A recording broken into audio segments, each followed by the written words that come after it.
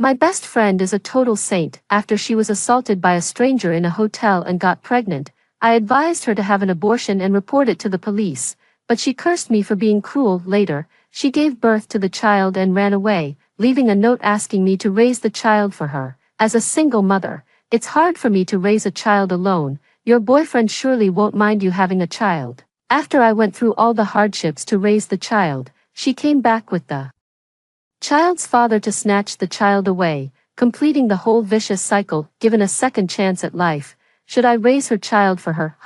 I'll give her a good slap instead. 1. Jojo, what should I do about the baby in my belly? Even though his father forced me, he's still an innocent little life, isn't he? My best friend Meng Yao's eyes were red from crying, while she gently stroked her belly with her hand, looking every bit like a great and strong mother. If I remember correctly, in my previous life, it was also after she got pregnant that she came to me for help. She portrayed herself as the perfect victim, saying she was pulled into a room at a hotel and impregnated after being violated by a strange man. I was so furious at the time that I grabbed her and wanted to go to the police station to report it, but she hesitated and refused to go. Jojo, I saw that the man seemed to have been drugged. He didn't mean to do it. Reporting it to the police would ruin his whole life. No matter how much I tried to persuade her, she refused to go to the police. Back then, I had no choice but to stand from a rational perspective and suggest she terminate the pregnancy,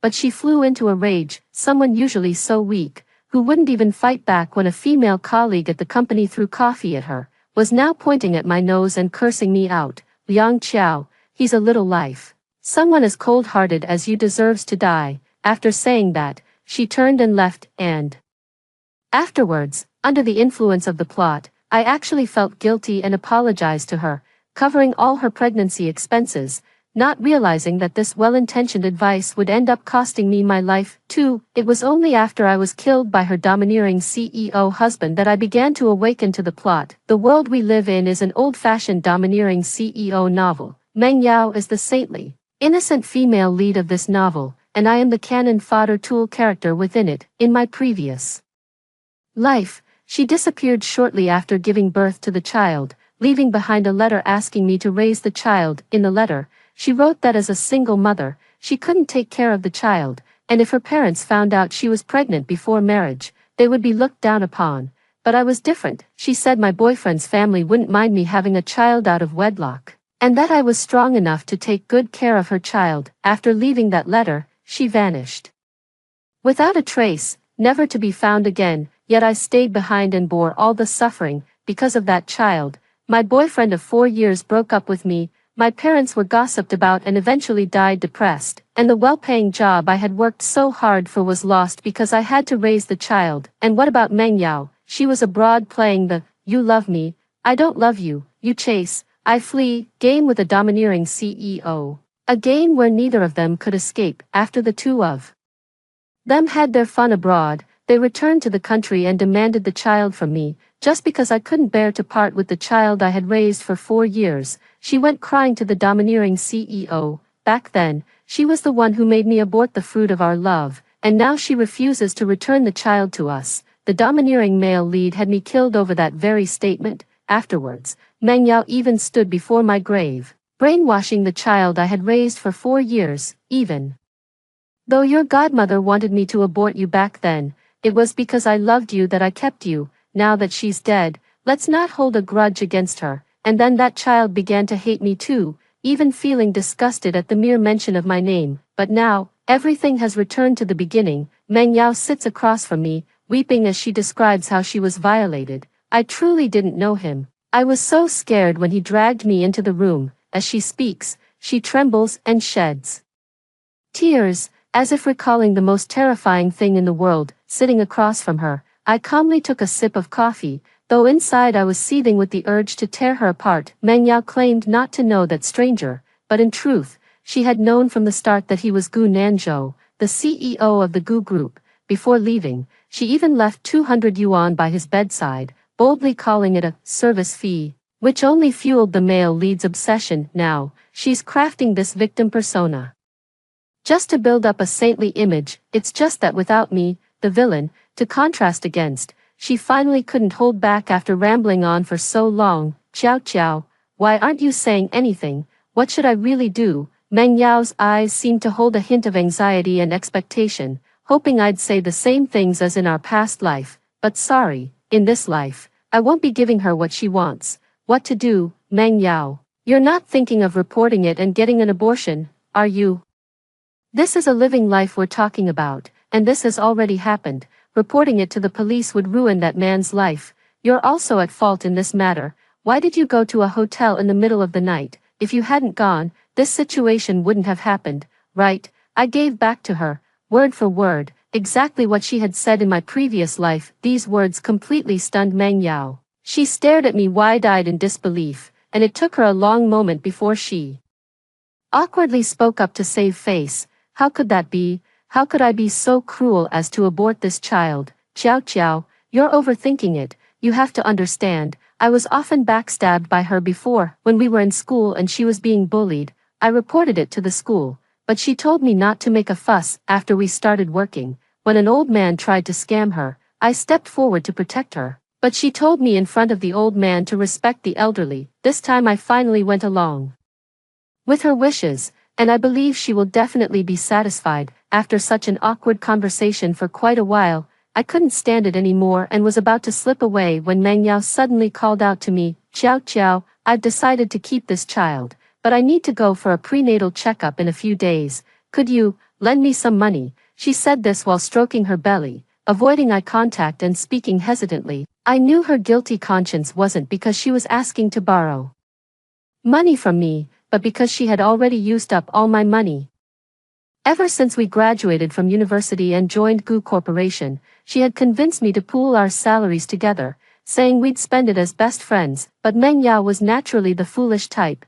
How else could she have attracted GU Corporation's equally idiotic CEO, Gu Nanzhou, working as Gu Nanzhou's secretary? She was either spilling coffee on him or messing up documents all day long. By the end of the month, her salary deductions would bring it down to zero. Even so, she would still take my salary to donate to the welfare home, secretly giving away half of it each time without telling me. She basked in others' praise, feeling smug, but when I questioned her, she scolded me for not knowing anything about giving back. Just like that, after working at GU's for a year, I hadn't saved a single penny. A few days ago, I heard that several more children had arrived at the welfare home, so I donated this month's salary directly to them. I made up an excuse on the spot, determined that even if the money were to be fed to dogs, I wouldn't give it to her. What? You donated all the money to those kids at the welfare home? Then what about my child? Meng Yao's voice was sharp and filled with dissatisfaction, as if I had done something utterly wicked with her money. Now the fox has finally shown its tail. I put on an innocent look and asked her with a puzzled expression, Yao Yao, but you said the children at the welfare home have no parents. The more we give, the happier they'll be. Besides, you're still here for the baby in your belly.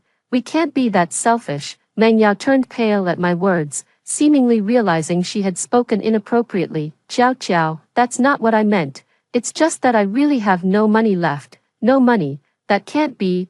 We both work at GU Corporation, with a base salary of 20,000 a month. Where's your paycheck for this month? I pretended not to understand. Meng Yao was visibly panicking now. Of course, I knew she had resigned as soon as she found out she was pregnant, counting on me to support her and the unborn child. I was fired from the company after they found out I was pregnant. As a mere plot device in this story, it's my duty to deliver the female lead to the male lead, not let her stay and cause trouble for others. What? The Gu family actually knows labor laws. Yao Yao, just wait, I'll definitely get justice for you. Meng Yao was in despair, but I was overjoyed. 3. Perhaps due to the protagonist's halo effect, Meng Yao really managed to re-enter the GU Corporation with just a few casual words from me, and her position was none other than Gu Nanzhou's secretary anyway. I've made up my mind to be an NPC who stays far away from the male and female leads. Once I've saved enough money, I'll quickly leave the GU Corporation, this den of trouble. But the female lead truly lives up to her title. Her name is something I can hear even while squatting in the restroom. What kind of idiot is that Meng Yao anyway? She's either feeling nauseous or dizzy all day long. and she can't even print a document correctly when assigned. Not only does she flirt with that idiot boss of ours all day long, but she also thinks of us as women who got ahead by flaunting our chests. Aren't the Gu and Song families about to arrange a marriage? Let's see how the Song family's eldest daughter deals with that seductive bitch. She's a real heiress. I was squatting in the toilet stall, eavesdropping on the other two secretaries of Gu Nanzhou complaining about Meng Yao outside. I used to always hear Meng Yao complain about being targeted in the secretary group, saying her two colleagues were jealous that the CEO treated her differently. I didn't have a brain before, but now that I suddenly have one, I only feel sympathy for those two secretaries. In real life, no office worker can tolerate idiot colleagues and a boss like that, right? Just as I was thinking this, a message from Meng Yao came through. Ciao ciao, I really can't handle this workload anymore. Could you help me with this document? Also, could you lend me 10,000 yuan? The people from the welfare home have already contacted me. If you don't give me this money, what will the people at the welfare home think of me? Over 20 messages kept pouring in, the screen densely packed with Meng Yao's vanity and repulsiveness. Since Meng Yao started working again, life indeed wasn't as easy as she had imagined. The physical discomfort of early pregnancy combined with the heavy workload caused her to lose several pounds in just a month, her entire face pale as a ghost without a trace of color. She would often come to me whining and crying to complain, but I went about my work as usual, offering only verbal comfort in response to her pleas for help. In my previous life, after she quit her job and moved into my house, she enjoyed a comfortable life at home while preparing for pregnancy, and routinely brainwashed me by boasting about being the greatest mother in the world, enduring so much hardship just to give birth to her precious child. It's been less than a month, and Meng Yao has completely transformed. With sunken eye sockets and a deathly pale complexion, she looks as if she might faint at any moment, yet even in this state, she still can't forget to maintain her saintly persona. Reading the text message she sent, I set my phone to "Do Not Disturb" with an expressionless face, determined to ignore Meng Yao's messy affairs for good. But as expected, the unexpected still happened, for on an ordinary weekday morning, I was assaulted. The woman who attacked me was dressed head to toe in designer labels, her every gesture exuding the air of a wealthy heiress, someone clearly far beyond my usual social circle. Yang Qiao, you're that vixen who seduced Nan Zhou in the CEO's office last night, aren't you? The girl walked up to me, her eyes filled with clear disdain and arrogance. I was completely stunned by the slap, and it took me a while to recognize the girl who hit me from the whispers of the people around. Song Zhaozhao, the vicious female supporting character in this domineering CEO novel. She is also the fiancée of Gu Nanzhou and the eldest daughter of the Song family, as mentioned by those two secretaries yesterday, if I remember correctly. This fiancé of the male lead Gu Nanzhou also meets a tragic end later on, in the previous life, when Meng Yao returned from abroad to claim the child. The Song family had already been bankrupted by Gu Nanzhou. Resentful of Meng Yao's interference, Song Zhaozhao continuously targeted her later on, ultimately ending up with her family destroyed and herself dead. You were sitting on his lap last night. Did you think I wouldn't recognize you just because you only gave me your name without showing your face? Me seducing Gu Nanzhou? After my mind went blank for a few seconds, I instantly understood what was going on. I looked up and sure enough, I saw Meng Yao hiding in the crowd not far away. Last night, when she was having an affair with Gu Nanzhou, she was discovered by his wife. To get out of the situation, she gave my name. I was so angry my scalp went numb, while Meng Yao turned pale, looking at me with pleading eyes. Oh my God, Yang Qiao usually seems so honest, but in private she's so shameless, even daring to seduce President Gu. Exactly. I heard she has a good friend who works as a secretary for President Gu. I heard that person is really nice. How come her own character is so terrible? Meng Yao from the secretarial department is famous for being beautiful and kind-hearted. Well, only a pushover like her would be friends with Liang Qiao. Colleagues standing not far away pointed at me, not bothering to hide the disdain in their eyes. As a cannon fodder tool in the book, all my appearances were meant to highlight the female lead's genuinely kind and beautiful persona, and all her good deeds were achieved by sucking my blood. So, the heavens gave me a chance to start over, to set everything right. She wanted me to take the blame for her, but I deliberately pretended to know nothing. I curled my lips into a smile at Meng Yao and gave a slight nod. Seeing my reaction, Meng Yao almost instantly relaxed, gradually becoming smug from the surrounding praise and flattery. It was at this moment that I spoke to Song Zhao with righteous indignation. Miss Song, you've mistaken me for someone else. I clocked out on time last night. Moreover, the CEO's office isn't a place a junior employee like me can just enter at will. Only senior executives and Mr. Gu's secretaries have the authority to go in. If you don't believe me, you can check the surveillance footage. Upon hearing my words, the smug expression on Meng Yao's face instantly turned to panic, while the two from the secretarial department who were watching the commotion were utterly terrified. Miss Song, last night, Meng Yao was the only one from our secretarial department working overtime. We wouldn't dare do something like seducing Mr. Gu. As soon as one person finished speaking, their finger immediately pointed toward Meng Yao, who was standing not far away. Everyone's gaze instantly shifted in that direction. No, it wasn't me. Meng Yao frantically shook her head in denial. Song Zhao walked a few steps in that direction and stood before Meng Yao. After sizing her up for a moment, as if suddenly realizing something, she flew into a rage and slapped her twice. Fine, it seems you're not just a home-wrecking vixen who seduces other people's fiancés, but also a low-class, despicable tramp. Meng Yao was slapped to the ground, covering her face and crying pitifully. Miss Song, I only brought Mr. Gu coffee because I saw he was still working overtime alone. As Mr.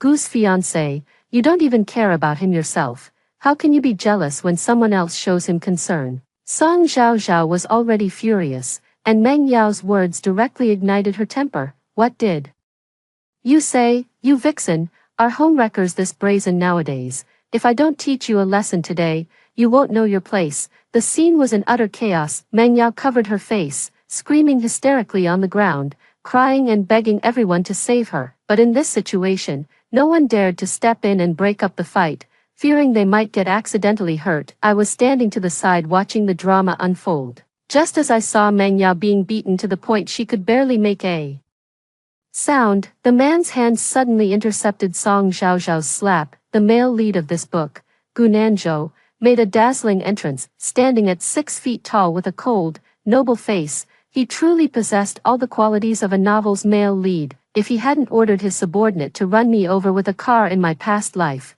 I might still be admiring his good looks right now. But now, I just want to kill this asshole immediately. 5. Gu Nanzhou, his face dark, grabbed Song Zhao's hand as she was about to slap down, shielding the delicate, weeping Meng Yao behind him. Song Zhao, what madness are you causing here? Song Zhao's eyes reddened with anger as she pointed at Meng Yao and loudly demanded, I'm causing madness. Gu Nanzhou, the Gu and Song families have already discussed a marriage alliance. As your fiancé, am I not allowed to deal with a vixen trying to seduce you? But Gu Nanzhou, with his thick layer of self-delusion, was clearly relying on being a kept man to advance his career, yet still acted as if he were bestowing his patronage. He looked at Song Zhao with disdain, snorted coldly, and spoke. Song Zhao, do you think being the eldest daughter of the Song family makes you so great? In my heart, you're not even worth one finger of Yao Yao.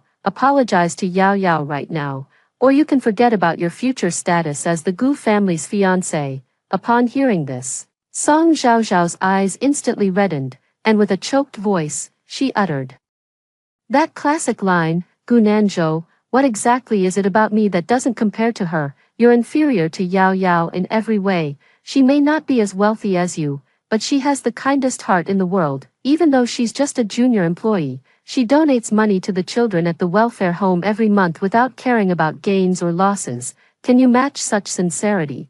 As Gu Nanzhou spoke these words, he kept gazing affectionately at the woman in his arms. Meng Yao also looked bashful, as if the two were truly in love. In contrast, Song Zhao just stood there in a daze, crying, seemingly falling into self-doubt. The plot was clearly heading toward the cliché of the villainous female supporting character being humiliated. Meng Yao nestled in Gu Nanzhou's embrace, her eyes filled with an indescribable shyness. Only after Song Zhao had been sufficiently humiliated did she step forward softly and speak. Miss Song, how could a girl like me hold a grudge against others, but just because I don't mind doesn't mean others don't. You should still apologize to my good friend Liang Qiao. Her gracious and appropriate remarks immediately won praise from her colleagues, but only I wanted to rush up and give her a few punches. She knows our dynamic all too well. Since we were kids, whenever something like this happened, I would always charge into battle for her, and then she would magnanimously forgive others, while I ended up offending one group after another. Just like now, to highlight her magnanimity, she insisted on having Song Xiaoxiao apologize to me. She assumed I would definitely curse out Song Xiaoxiao for her sake, but she didn't care in the slightest whether I'd face retaliation afterward. So now, meeting Meng Yao's expectant gaze, I directly stepped up with a smile and went all out. I will not accept your apology, Miss Song. You simply can't compare to our Yao Yao. Your family is so wealthy, and all the good deeds you've done since childhood amount to donating tens of millions to organizations every year. How can that compare to our Yao Yao donating 10,000 yuan from our shared payment account to the orphanage every month? Let me tell you, our President Gu has made it clear, you'd better apologize to Yao Yao immediately, otherwise, President Gu will not accept the funding from your Song family. I delivered this impassioned tirade with such fervor that I truly looked like a loyal best friend standing up for Meng Yao. Because of my words, the previously noisy company lobby instantly fell silent. Now, not only did Meng Yao's expression change drastically, but even Gu Nanzhou's face turned pale and flushed in patches, glaring at me with a dark, fierce expression. According to Meng Yao's intention, I should have stepped forward to defend her, then expressed sympathy for her kindness and generosity, rather than indirectly calling them a freeloader and a fake saint. Everyone unanimously turned their gaze toward Meng Yao, Gu Nanzhou, and me. At that moment, someone muttered, I always wondered. Meng Yao's monthly deductions were more than her salary. I thought she was a rich kid donating to the orphanage every month, but it turns out she was using Liang Qiao's money to boost her own image, and our company is actually relying on funding from the Song Group. From President Gu's attitude, I thought the Song Group was begging to work with us. The quiet voice clearly reached everyone's ears, and instantly, murmurs of discussion arose. Previously, because of Gu Nanzhou's arrogant attitude toward Song Xiaoxiao, many colleagues in the company thought Gu Corporation was incredibly impressive, to the point where even a top-tier enterprise like the Song Group had to beg for cooperation. Now I hear that the Song family has been funding the Gu family all along, taking someone else's things and then slapping them in the face. It's like eating soft rice with a tough attitude. In an instant, everyone's gaze toward Meng Yao and Gu Nanzhou changed. What they initially thought was a romantic drama now seemed like a complete moral collapse. Song Xiaoxiao seemed to snap out of it too. Her sorrowful eyes instantly turned sharp, fixed intently on the two people still clinging to each other in front of her. As the eldest daughter of the Song family, her parents set up a foundation for her from birth, donating millions every year, yet, it couldn't compare to the kindness Meng Yao showed by donating someone else's money. And now, the Gu family is still relying on her family's company. What right does Gu Nanzhou have to boss her around like that? The murmurs from the crowd grew louder. Hearing this, Meng Yao immediately jumped in anxiously to cut me off. Liang Qiao, what nonsense are you talking? As if I didn't understand human language, I continued with a pained expression. Yao Yao, I know you have the kindest heart. Today, she must apologize to you. Seeing that I was about to say more, Meng Yao anxiously tugged at Gu Nanzhou's sleeve. Nanzhou, I don't blame Miss Song, I'm feeling a bit unwell in my stomach. Let's leave quickly. Gu Nanzhou's face turned ashen. My words, combined with Song Xiaoxiao's mocking gaze, completely shattered his domineering CEO image. On the spot, he flew into a rage, shook off Meng Yao's hand, and strode towards the company. Meng Yao shot me a resentful glare before anxiously chasing after Gu Nanzhou. 6. After Gu Nanzhou and Meng Yao left, the surrounding colleagues also tactfully dispersed. I had originally planned to slip away quietly, but halfway there, Song Xiaoxiao called out to stop me. She pulled me aside privately, and the two of us stood there in an awkward face-off. Miss Song, what is it? Song Xiaoxiao clearly looked somewhat embarrassed. She quickly rummaged in her bag, pulled out a card, and shoved it into my hand. Here's $100,000. You, take a good rest. Hearing this, I instantly understood it was the young lady's compensation for that slap I hadn't really cared much about. That slapped to begin with, and now I only felt a growing affection for the beauty before me. In my past life, it was clearly the Song family who provided the funds and technology to the Gu Corporation, helping it become a top-tier enterprise. Yet, in the end, I was heartlessly discarded by Gu Nanzhou. Now it seems Gu Nanzhou and Meng Yao are indeed the same kind of trash. I silently accepted the card and then casually added the young lady on WeChat, before I could even return to my workstation.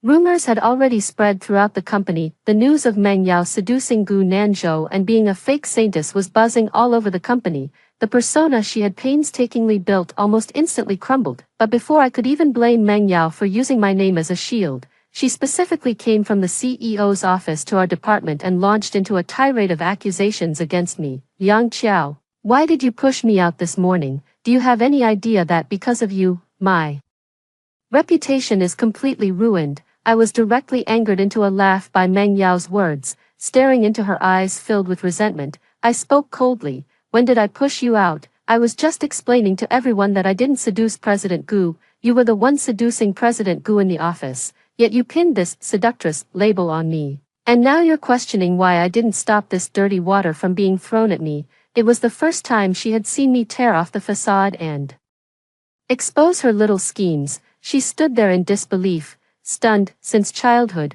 no matter what happened, I had never gotten angry with her. Even if this world is a novel, the feelings I once invested were genuine. So now, at the moment of truly tearing off the facade, there's still a twinge of heartache. I didn't mean to. As my best friend, can't you just tolerate this little thing? After Meng Yao snapped back to reality, she responded as if it were the most natural thing in the world. Not feeling she had done anything wrong at all, according to her expectations, I should be groveling and apologizing to her right now, then taking full responsibility for this matter at the company. Yet, looking at her face, which she prides herself on as a benevolent angel, I feel nothing but disgust and nausea. I'm not your mother. Why should I put up with it? When you went to the office to flirt with Mr. Gu, why didn't you think about holding back then? After saying that, I ignored Meng Yao's furious expression, packed up my things at my workstation, and left. 6. Even before returning to the department, Song Zhaozhao had already agreed to my request to work at Song Corporation. I knew very well that if I had any further contact with Meng Yao, she would eventually manage to ruin me all over again. Since we had a falling out, the two of us haven't been in touch much. I've been quietly working at Song Corporation, while Meng Yao's daily routine involves sharing her wealthy lifestyle. On social media, her social media posts are either about luxury goods or ultrasound images of her son.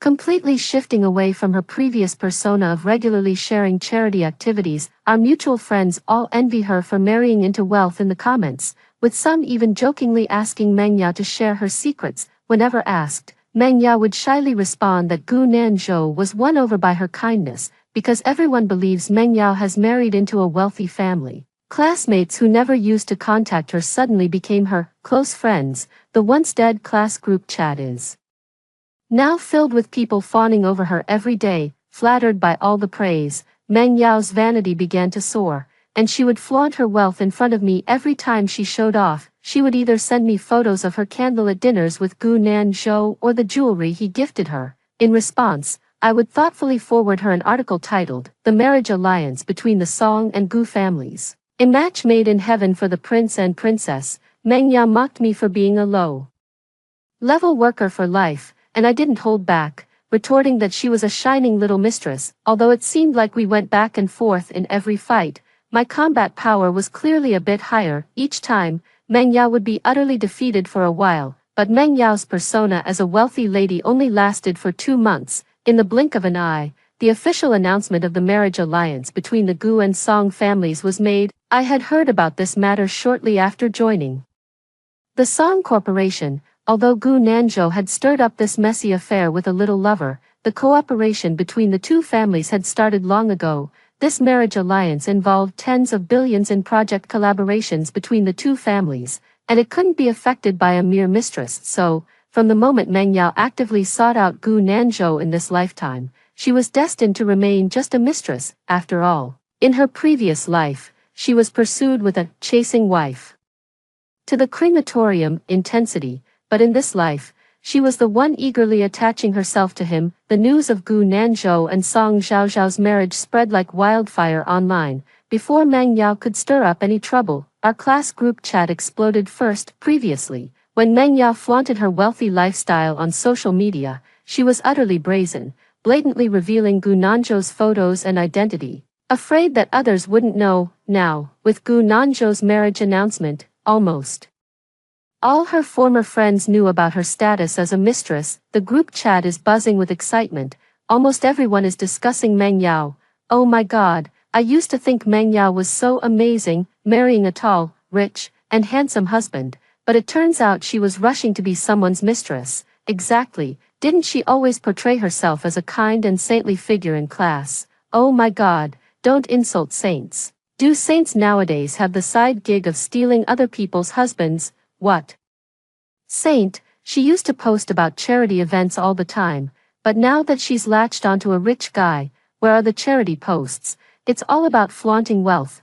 Originally, everyone's flattery towards Meng Yao wasn't sincere. They all had ulterior motives like job hunting or borrowing money, but every time Meng Yao heard these requests, she would revert to her previous saintly demeanor. Although I married into a wealthy family, wouldn't helping you find a job be taking opportunities away from others, and all my money is meant to be donated to charity, so I can't lend it to you. Every time she righteously rejects someone, she turns around and starts flaunting her wealth on social media. So now that the news is out, all those who used to fawn over her have started mocking her. The group chat was buzzing with messages, but Meng Yao was famously known for her kind and gentle persona, someone who never argued with others. Back in our school days, no matter what happened, she always maintained a calm and detached demeanor, then pushed me forward to argue on her behalf. So while I was scrolling through the class group messages, Meng Yao started frantically messaging me privately. Liang Qiao, hurry up and speak up for me.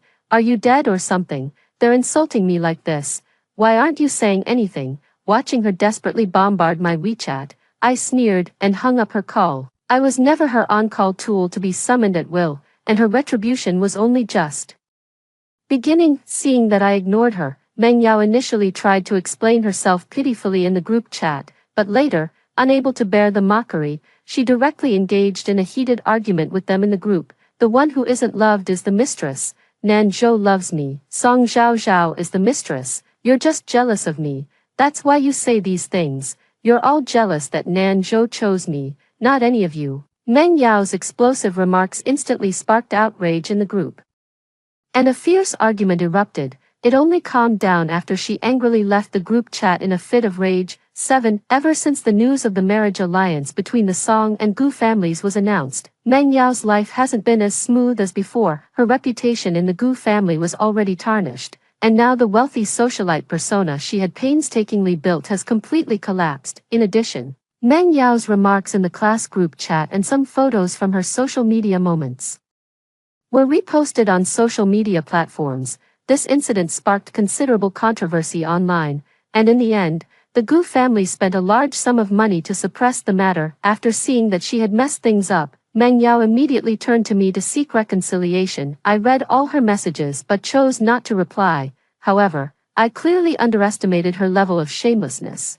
Meng Yao directly showed up at my doorstep one evening, acting as if nothing had happened. Her eyes were swollen and red, with dark circles underneath. Apart from her slightly protruding belly, she really didn't look like a pregnant woman. As soon as she entered my home, she sat on the sofa and started crying. Qiao Qiao, Nanzhou's mother offered me a check to leave him. She also told me to recognize my place, saying that even if I gave birth to the child, I could only be a mistress by Nanzhou's side. Meng Yao cried pitifully, pouring out all the grievances she had endured during this period to me in detail. In her account, during this period, the company faced numerous issues due to the dissatisfaction of the Song family over the scandal involving her and Gu Nanzhou. Now, not only has Gu Nanzhou lost his previous meticulous care for her, but his mother even went to the company and slapped her over this matter, demanding she leave her son. All the employees at Gu Corporation looked down on her, privately mocking her behind her back as a mistress who climbed her way up. She cried with grievance and resentment, completely oblivious to the murderous look in my eyes. In my previous life, when Meng Yao appeared with her son, Gu Nanzhou's mother held her hand and declared her the destined daughter-in-law of the Gu family, and the entire company was abuzz with rumors of the romantic love story between President Gu and her. Now, without the blood and flesh of me and Song Zhaozhao nourishing it, her love with Gu Nanzhou turns out to be so fragile. I originally intended to kick Meng Yao out directly, but seeing her cry so hysterically, I instantly changed my mind. In this life, I want to watch how Meng Yao step by step receives the retribution she deserves. Pretending to forgive her, I asked sympathetically, did President Gu not speak up for you? As soon as Meng Yao heard me mention Gu Nanzhou, she covered her face and cried even more pitifully. Nanzhou sided with his mother and even told me not to be so sensitive. I've endured so much gossip and slander for him. Yet he wouldn't even give up a multi-billion-dollar project for me. She was genuinely heartbroken, but the moment I heard that, my brain short-circuited for a second. Does Meng Yao even have any idea how much profit this project brings, or the salaries and bonuses of the employees? Honestly, her brain isn't much better than a pig's. I sneered inwardly but still pretended to be concerned, my voice tinged with surprise. Oh my God, Yao Yao, President Gu is really going too far, but since Madame Gu has said that, you're not still planning to stay by President Gu's side as his mistress, are you? After saying that, I deliberately gave her a sidelong glance. Looking her up and down, Meng Yao seemed to have her defenses shattered by my gaze. Her face turned pale, and she hastily jumped up to retort, what nonsense are you talking? How could I possibly do such a thing? Ever since I was little, wherever I go, people praise me for being kind-hearted and good-natured. I can even forgive the girls who bullied me. We grew up together. Haven't you heard what others say about me? And it's precisely because of my kindness that Nanzhou fell in love with me. Someone like me, how could I ever interfere in someone else's marriage? As she spoke, Meng Yao proudly straightened her back, her face filled with reminiscence of the praises she had received over the years. Looking at her proud demeanor, I forced back my disgust and smiled encouragingly. Yao Yao, I knew you weren't that kind of person. Even if President Gu and Miss Song are getting married in 2 months, I'm sure you can raise the child in your belly all by yourself. After all, you're not the kind of woman who uses a child to climb the social ladder. Before I could finish speaking, Meng Yao's originally smug face instantly turned deathly pale. It seemed she had genuinely never considered that Gu Nanzhou and Song Zhaozhao would actually get married. Now, hearing the specific wedding date, she let out a sharp scream. What did you say? I showed her the chat history on my phone, which was filled with internal messages from the Song family. I tried to suppress the glee in my tone. Yao Yao, you didn't know. The Song family's eldest daughter and President Gu are getting married within the next 2 months. I heard both families want them to have a boy as soon as possible. No, that's impossible. Meng Yao's face turned ashen with horror, and she scrambled to leave in a panic. I have something to do. I need to go. But how could I let her go at this moment? I hurriedly stopped Meng Yao, speaking in a tone that said, I understand you, Yao Yao. I know you have the strongest sense of morality and would never interfere in someone else's marriage. Stay at my place tonight, and in a few days, you can look for a place to live and a job. The smile Meng Yao forced onto her face was uglier than a frown. Pulled by me, she was caught in a dilemma, her eyes filled with anxiety, but she gritted her teeth and stayed. However, that very night, before I could even fall asleep, she left a letter and sneaked away. In the letter, she specifically defended herself, saying she couldn't bear to see Gu Nanzhou marry a woman he didn't love, nor could she allow the Song family to use their power to separate the two lovers. She was going back now to save Gu Nanzhou. I read the letter she left as if it were a joke, and then I started preparing to move to a new home. 8. This period was a critical time for the collaboration project between the Gu and Song corporations.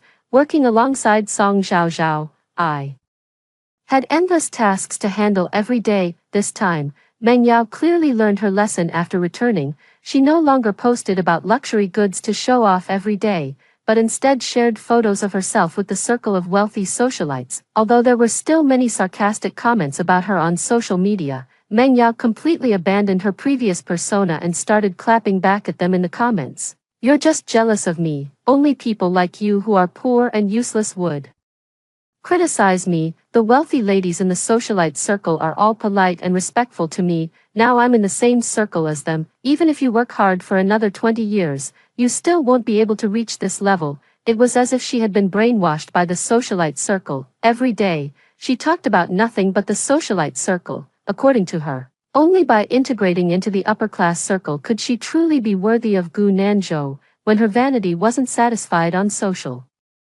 media. She kept bothering me, but I was too busy with overtime work to pay her any attention. This project was crucial for both companies. In my previous life, the Gu family soared to success thanks to this project, but Meng Yao clearly didn't want to give her dear husband this opportunity. 3 months into the collaboration between the two companies, something suddenly went wrong. The project's core files were leaked, and all work was urgently halted. I was also the first to know who the culprit was, receiving Meng Yao's message just as the police began investigating both companies. Qiao Qiao, please save me.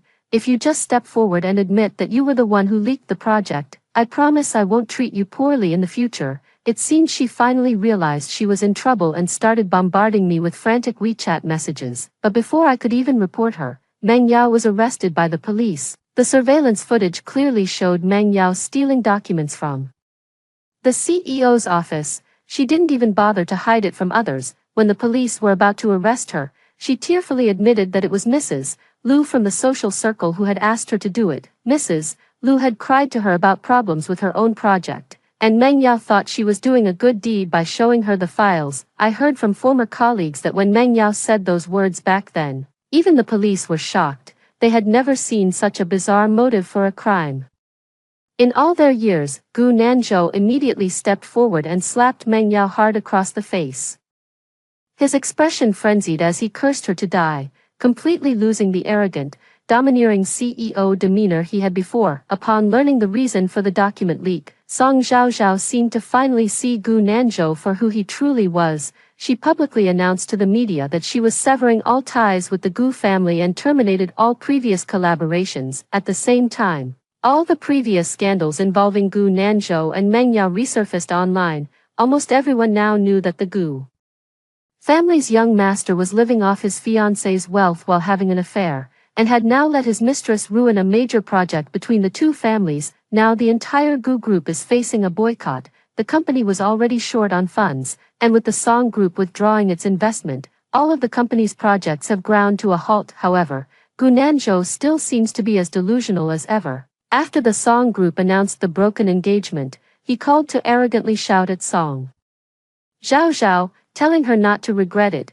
and that even if she begged on her knees in the future, he would never give her the title of Mrs. Gu again. Ever since I started working at the Song group, I have been by Song Zhaozhao's side, so when Gu Nanzhou's confident and haughty voice came through the phone, my second-hand embarrassment instantly flared up, especially seeing the utterly mortified expression on Song Zhaozhao's face. She probably thinks the only stain on her life now is having dated Gu Nanzhou. But not long after Gu Nanzhou made those harsh threats, he started harassing her again. Song Zhaozhao, I know you must regret it now and want my forgiveness. If you come begging me with those projects and funds from the Song family, I might still consider giving you the title of fiancé. I've told Manager Li that the Song family will cover the final payment for the West City project funds. Consider it a chance for you to atone for your mistakes. Song Zhaozhao, why hasn't the money for the West City project and my Gu family's funds been transferred yet? Stop playing these little games of playing hard to get. He sent dozens of emails like this in a row, and I was completely numb reading them. Actually, Gu Nanzhou showed up at my door just 1 week after the engagement was called off, with a look that said, "Woman, even if you regret it now, I'm going to make you regret it." He came asking for a handout. As expected, Song Zhaozhao immediately called security to kick him out of the Song Corporation. But before things could settle down for a few days, seeing the company falling into chaos, Gu Nanzhou started harassing her again. After being blocked on the phone, he frantically sent work emails. Besides, he also used the Song Corporation's name to do business outside, proudly telling others to collect money from the Song Corporation, only to be slapped in the face and then come back barking in frustration. And Meng Yao, true to being his wife, after she stole the documents, Gu's mother directly went to beat her up, and Gu Nanzhou hated her to the bone. If it weren't for the fact that she was still pregnant, he might have handed her over to the police. So now, seeing that no one would help her, she tearfully contacted me again. "Qiao Qiao, how could the Gu family treat me like this? I'm still carrying their precious son. I just took a project file. What's the big deal? Song Zhao Zhao must be jealous of me. That's why she's treating the Gu Corporation this way. Xiao Xiao, you're working at the Song Corporation now, right? Can you secretly transfer tens of millions in funds to the Gu Corporation? Song Zhao Zhao and I always share these digital side dishes with each other, and then sign a mutual non-mockery treaty. 9. However, such peaceful and stable days only lasted for a few months. One day, Song Zhao Zhao gossiped to me that the Gu family was about to go bankrupt. At first, I was quite shocked, marveling at how fast it all happened. Song Zhao Zhao grinned from ear to ear, passionately telling me the whole story. Ever since the Song family recently announced a new marriage alliance, the Gu family's stocks plummeted. Originally, the Gu family wouldn't have gone bankrupt so quickly, but Meng Yao, in a bid to show kindness, donated all the liquid funds from Gu Nanzhou's account in one go, causing the company to collapse instantly. Listening to Song Zhao Zhao's words, aside from the thrill of vengeance deep in my heart, I also felt an inexplicable worry, but the truth was, my worries were justified, because just a few days later, my mom messaged me saying Meng Yao's mother came to ask for the address of my new rental place. In my previous life, after the news of me raising a child spread back home, everyone gossiped about my parents. Meng Yao's mother openly mocked me in front of the neighbors, saying I had a child out of wedlock and didn't know how to behave properly, unlike her daughter Meng Yao, who was still studying abroad. Now that the truth is out, she doesn't blame her daughter for being improper, but instead comes looking for me first. After hearing the news, I only told my mom not to say anything to Meng Yao's family, and then quickly moved again. But as I expected, just a few days later, I saw Meng Yao, whom I hadn't seen in a long time, at my new doorstep. The moment I saw her, I wondered if I was a pathetic person. Why was Meng Yao still targeting only me even now? She was holding a thin, small child in her arms, looking much thinner herself, with a sallow complexion, nothing like a woman in her early 20s. Had heard from Song Zhao Zhao earlier that after donating the money, Meng Yao was beaten by Gu Nanzhou and sent to the hospital, where she gave birth prematurely. After giving birth, the Gu family wanted to abandon her, but Meng Yao fled the hospital with the child. Meng Yao stood at my doorstep, and as soon as she saw me, she rushed forward to grab my hand, crying uncontrollably, "Xiao Xiao, please help me. I know you will definitely help me. I just donated a few million, and Gu Nanzhou beat me." It was clearly his incompetence that caused the company to go bankrupt, and now Gu Nanzhou has kicked me out of the Gu family. "Xiao Xiao, it was you who told me to keep the child back then. You're his godmother. You can't just abandon him," she cried with such grievance, completely oblivious to my icy, frosty expression. I moved as soon as I heard she was looking for me, and this time I didn't tell anyone about the move. I have no idea how long Meng Yao has been waiting outside the Song family's gate just to find me. Meng Yao tearfully recounted everything that had happened during this time. Only after calming down did she lift her eyes to take in my new home. "Yang Qiao, how can a rundown old place like this possibly take good care of me and my son?" After saying that, Meng Yao shoved the luggage behind her into my hands and barged into the room, her mouth full of complaints. Speechless, I stopped her at the door and said coldly, "I'm not your mother. Why should I take care of you and your son?" Meng Yao seemed never to have imagined I would refuse to help her. She froze for a moment, then immediately started shouting reproachfully, "You were the one who talked me into keeping this child. You have an obligation to look after the two of us. I even have a child with me. Aren't you afraid something terrible will happen?" After saying such vicious things, before she could finish speaking, I shut the door right in her face. "Liang Qiao, open the door for me. I knew you were always jealous of me, just like those women at the company, jealous that Gu Nanzhou fell in love with me and not you. Open the door for me." Outside the door, the sound of Meng Yao banging on it and her curses kept coming, but I closed the door tightly and ignored her inside the room. Meng Yao made a scene outside the door for a long time before being scolded away by the neighbor. 9. I originally thought that after this big scene, Meng Yao should have understood my attitude, but I clearly underestimated her bottom line. That day, I had just gotten off work and returned home. Standing at the door, I could hear the sharp, piercing cries of a child coming from inside the house. Before I could even react, I realized the lock on the main door had been removed. With just a gentle push, the door swung open, I took a deep breath and walked inside, only to find the child alone in the bedroom. The thin, small child lay on the bed wailing loudly. The diaper they were wearing was swollen and had leaked, mixing feces and urine onto the bedsheet. This residential complex is old,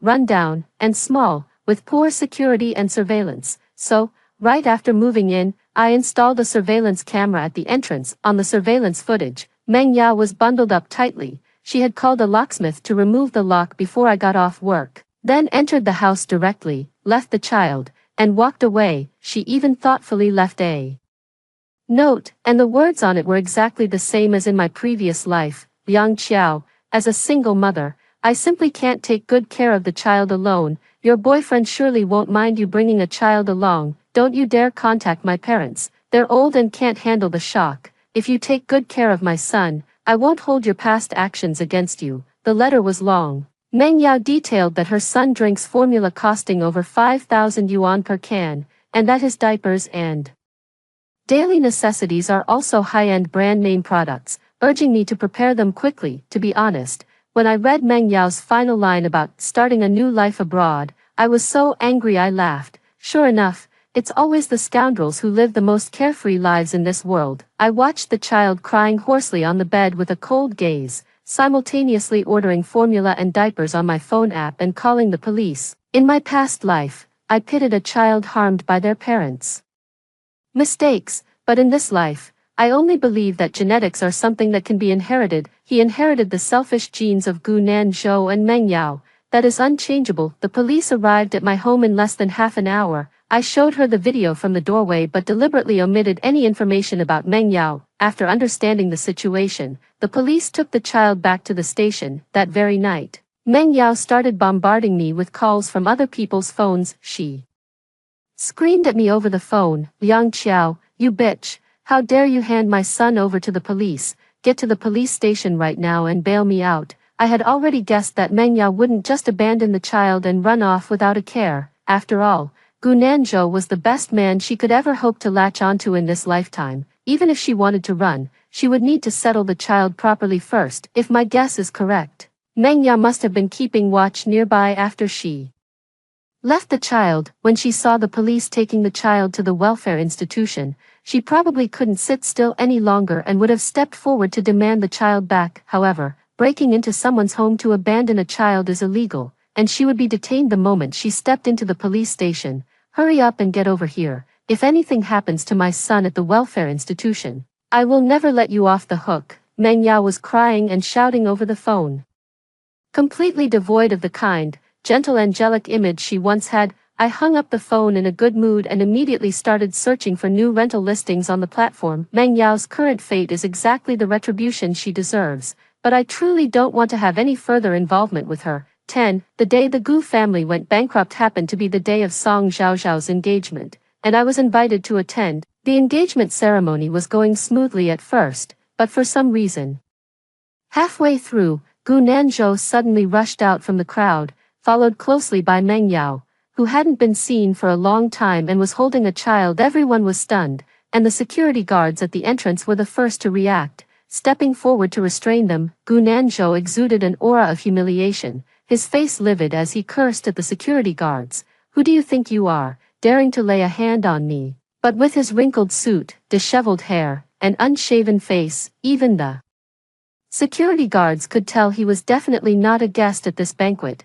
They promptly and decisively threw him to the ground, making him eat dirt. Gu Nanzhou lay on the ground in a pathetic state, shouting and screaming, teetering on the brink of a complete breakdown. In the end, the Song family parents, being decent people, still remembered their past ties and courteously helped Gu Nanzhou up and seated him. Even though the Gu family was now bankrupt, "Nanzhou, you should have given us a heads up before coming, would have arranged for someone to attend to you." Hearing this, Gu Nanzhou's gloomy face instantly lit up with smugness, and he pointed at the two security guards, cursing them loudly. "You two snobbish lowlifes, even the Song family is still trying to curry favor with me.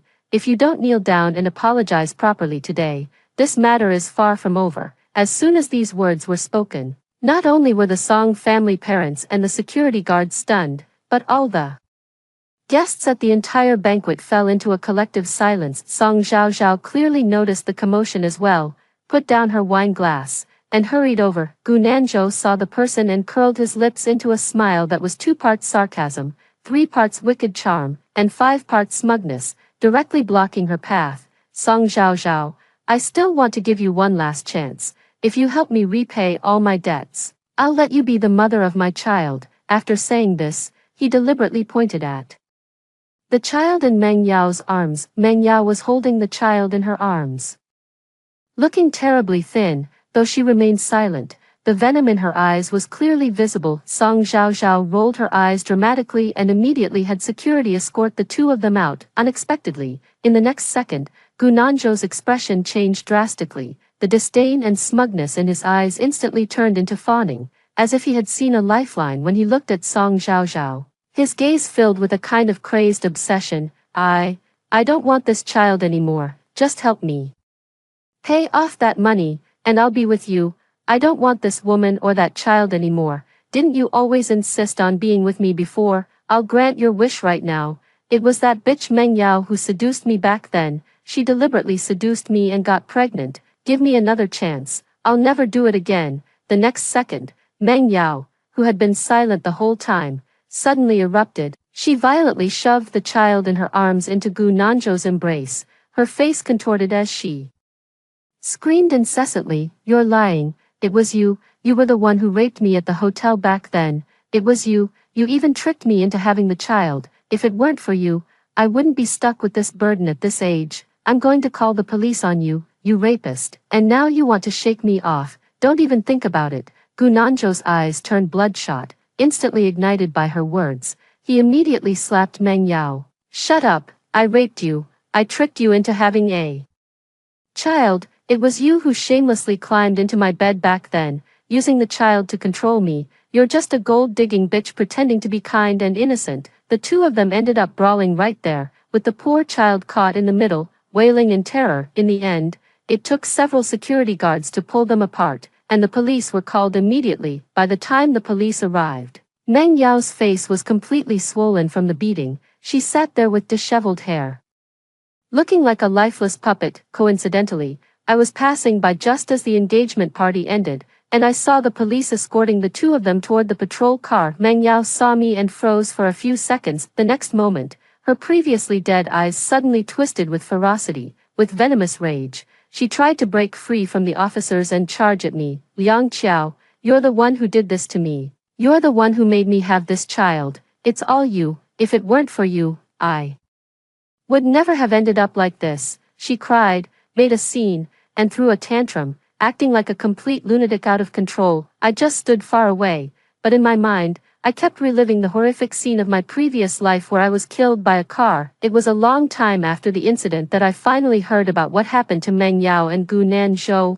Gu Nanzhou was directly sentenced to prison due to debt issues from his previous company, after Meng Yao was released from the police station that time. She took the child home. However, the baby was premature and in poor health, and shockingly, their family actually started considering abandoning the child again. But nowadays, surveillance cameras are installed everywhere in the city. A simple check would easily expose them. After being warned by the police, they quieted down considerably. But later, for some unknown reason, Meng Yao went mad all day long. She would either run around the neighborhood like a madwoman, muttering the names of Gu Nanzhou and me, or throw tantrums and smash things at home. In the end, her parents couldn't take it anymore, so they sold the house and moved the whole family away. My mom heard about these things from our old neighbors, sighing as she spoke about how Meng Yao, the little girl I grew up with, had turned out like this. I comforted my mom, telling her not to overthink it. Everything is a matter of one's own choices. Story 2. The werewolf I raised actually talked back to me over some bastard child. I coldly lashed him 88 times with my whip. The barrage of hate comments nearly flooded the screen with 99+ messages. "Oh my god, is this jealous bitch completely insane? She actually went for the kill. What's the difference between treating the male lead like a dog? This is downright abuse. No wonder he chose to save his illegitimate daughter over you. If it weren't for her domineering attitude and constant threats, the male lead would have left her side long ago." Me, threatening a Disloyal dog. After a long silence, I scoffed and had all his belongings thrown out. He immediately picked out a new wolf cub from the gladiator pits. Half a month later, he came rushing through the rain upon hearing the news from his bastard daughter, gripping my arm desperately with red-rimmed eyes. He asked in a trembling voice, "Did you really take in a new beast, man?" When I dragged that blood-soaked wolf cub back home, the villa was deathly silent. No one expected that after my threats the previous day, I'd actually bring home a new orc today. The butler caught the nearly dropped vase with trembling hands, then steeled himself to ask where the newcomer should be housed. I shot him a sidelong glance and retorted, "Where do you think? Orcs require personal training, so the quarters will be adjacent to mine." He tentatively asked, "What about the things in that room?" I said coldly, "Discard them, now everyone knows." The orc I'd raised for a decade dared to talk back to me over some bastard girl, then swam the opposite direction without hesitation when we both fell into the water. Last night I held back my rage and lashed him 88 times with the whip, yet even when the whip was soaked with blood, he remained stone-faced and silent, drenched and shivering. My palms burned with stinging pain. The final lash came down with brutal force, sending a spray of blood from his mouth. I barked sharply, "Speak." He finally raised his head, eyes devoid of emotion. "What would you have me say, my lady? What is it you wish to hear?" Knowing full well I was furious, he deliberately provoked me with relentless retorts. "You bought my life, shattered and mended my bones, carved every rule into my flesh. What now? The wolf you trained with your own hands won't heal. Does that wound your pride? How ridiculous, after all my careful mentoring." He chose to save that little white lotus who's after my inheritance. When we fell into the water, the endless night stretched like spilled ink in the distance. He smirked, "The young mistress has plenty of admirers anyway. One less won't matter, one less won't matter." I scoffed as if hearing a joke. "Cain, don't forget why I keep you around." His gaze mocked, spine rigid with arrogance. I could never decipher the young mistress's whims. All I saw was the young mistress on her pedestal, worshipped like the moon among stars. Countless hands reached for you from shore. Yet behind her, nothing but emptiness. Perhaps the young mistress has never known the desperation of clutching at straws while drowning, but I have. In that moment, I was the only one who truly saw her. The evening chill seeped deep into my bones. I curled my lips in a sardonic smile. "So what?" His gaze turned icy, each word deliberate. "She has no one but me, just you." The absurdity kept swelling before my eyes. Not a flicker of retreat showed in his gaze during the 30-second standoff. I scoffed and worked my jaw. "Wanna be her lapdog? Fine. I'll escort you there myself." A werewolf's pride and ferocity would never tolerate being called a dog, yet I chose to humiliate him precisely this way. I drove through the night to drop him off at Luna's rented apartment. When I kicked him out, he merely furrowed his brows slightly, then, gritting through his bleeding back wound, he slowly stood up and limped toward the illuminated villa. His receding figure stood proud and unyielding, refusing to bow. Once bitten, twice shy. Nobody expected me to adopt another wolf cub. The underground beast arena owner initially recommended dozens of different beast folk species to me, but after circling the place multiple times, I just couldn't find a single one that caught my eye. A sense of unease settled over me as I decided to leave. Just as I rounded the corner, about to step out of the corridor, a blood-stained hand reached out from a cage in the corner, clutching my boot. I tilted my head, gaze dropping downward. I've witnessed countless beasts teetering on death's edge. Most would turn hysterical, numb with madness, or beg pathetically for mercy. Yet against all expectations, amidst the grimy bloodstains and chilling play of light, I saw a pair of stubborn yet luminous dark eyes. He said he'd willingly be my dog, as long as I gave him a bite to eat. I glanced at the cage's label, "Defective Goods." The babbling boss broke into a cold sweat the moment he saw it. A flick of my wrist intercepted the boss's attempt to intervene, peeling off the black leather gloves. I slowly crouched down, in the underground fighting pit that perpetually reeked of rust and decay. A single beam of light fell precisely on my fingertips. I tilted his chin up and studied him intently. Had he witnessed my entire selection process, he'd know exactly how exacting my standards are. Now he's clinging to life by a thread, teetering on the brink of death. His heartbeat grew unsteady in his chest at that moment. He could hear every single one of his own breaths. Those 3 minutes of scrutiny felt like an eternity, yet he detected no change in my expressionless face.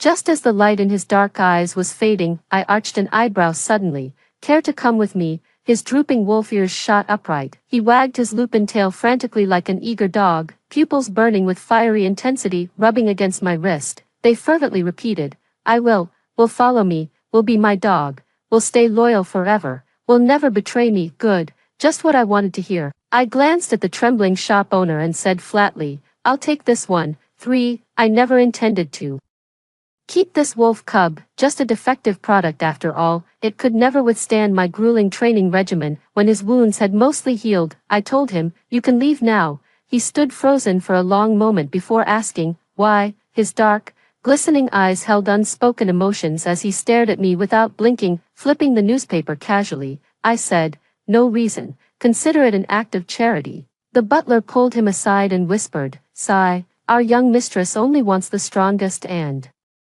most loyal beast folk. Don't even think about it. Your predecessor was sent away overnight for disloyalty. He'd served our mistress for 10 years, yet she showed no mercy. The butler was still rambling when suddenly the space beside him became empty. The young beast man left only to return again, with a slightly hoarse voice still carrying traces of ragged breath. He asked, may I have a chance to prove myself better than him? I barely lifted my eyelids. In what regard? He clenched his fingers and enunciated deliberately, in every regard, be it strength or loyalty, he would surpass even that senior the butler spoke of. I set down the newspaper and studied him with leisurely composure. In the spacious, well-lit living room, he waited nervously for my verdict, fidgeting with apprehension. When I brought him home that day, I hadn't paid much attention to his appearance. Now that he's cleaned up, I can see every sharp angle of his features radiates aggression, his prominent brow bones and razor-sharp eye corners, yet the ferocity was softened by his damp eyelashes at this moment. Those stubbornly bright black eyes remained exactly as I remembered from that day. That's exactly why I took him away. After a long silence, I finally spoke. Agreed, if you can handle it. For my training methods are notorious for their brutality. None of the previous adoptees, 01 through 05, survived this period, and he was the 7th. Names were always just labels, beyond bearing my surname. Eldar held no special meaning, yet he nodded with solemn sincerity. I didn't expect to go full throttle right from the start, yet his potential far exceeded anything I'd imagined. In just 1 week, he completed all basic training and voluntarily requested more challenging drills. It made me wonder if the defective product label had been misplaced all along. At dusk, he had just completed a 100-kilogram weighted mountain cross-country run. His calf muscles were twitching uncontrollably, forcing him to brace his hands on his knees to keep from collapsing. 100 kilometers in 6 hours, maintaining shooting precision even as his muscles tore. He nailed it on his 3rd attempt, leaning one arm on the Jeep's window frame. I absently chatted on the phone while my gaze remained fixed on his retreating figure. Suddenly, as if sensing something, he turned around. Our eyes met across the distance, backlit by the setting sun. He came running down the slope toward me, the damp black hair clinging to his forehead lifted in the mountain breeze as we drew closer, until I could see the flushed skin of his neck and the trembling bead of sweat clinging to his throat. It was Father calling, summoning me to the banquet. He said all would be forgiven for what I'd done to his bastard daughter. If only I'd swallow my pride. How laughable that this ruthless man from my youth now genuinely clings to familial sentiment in his old age. I mumbled a few half-hearted responses before hanging up. Young mistress, he said, steadying his breath as he stopped before me, watching his heaving chest. It suddenly struck me that every evening he'd come panting like this to see me. Even today, when his body had clearly reached its limit, I chided half-heartedly, no need to rush like that, didn't want you to get bored waiting too long. My key-turning hand paused uncharacteristically, shooting him a glance. I said flatly, get in, came here specifically for you. Boredom doesn't even factor in. After fastening the seatbelt, he tilted his head, Adam's apple bobbing slightly, before finally uttering the words he'd been holding back. It only took 6 hours today. The bullet didn't miss its mark either.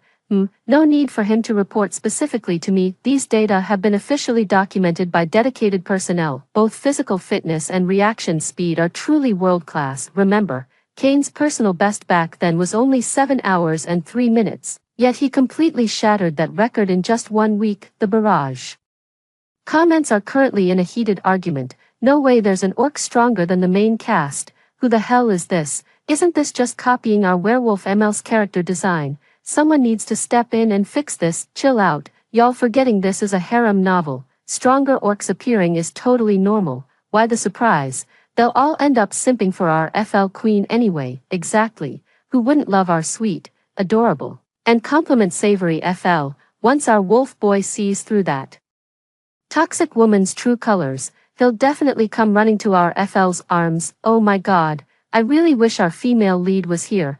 The little werewolf is clearly fishing for compliments, working so hard and finally gathering the courage to ask for praise, only to get a few icy humps in return. My heart absolutely breaks for him. I've learned to tune out these idiotic barrage comments by now, but that last floating comment actually gave me rare pause for thought. Seeking praise. 5. The car entered the city as the sunset glow bathed the congested vehicles on the overpass. I couldn't help stealing glances at the person in the passenger seat. Their ears seemed slightly drooped, lips pressed tightly together, now with lowered eyelids. They stared blankly at the bloodstains on their clothes. Lost in thought, I rehearsed the words in my mind several times before finally calling out to him. The young orc looked up, his thick lashes fluttering slightly, half his body bathed in the sunset glow that unexpectedly softened his usual fierce demeanor. Damn it, the words were right on the tip of my tongue, yet I still couldn't bring myself to say them. My words caught in my throat,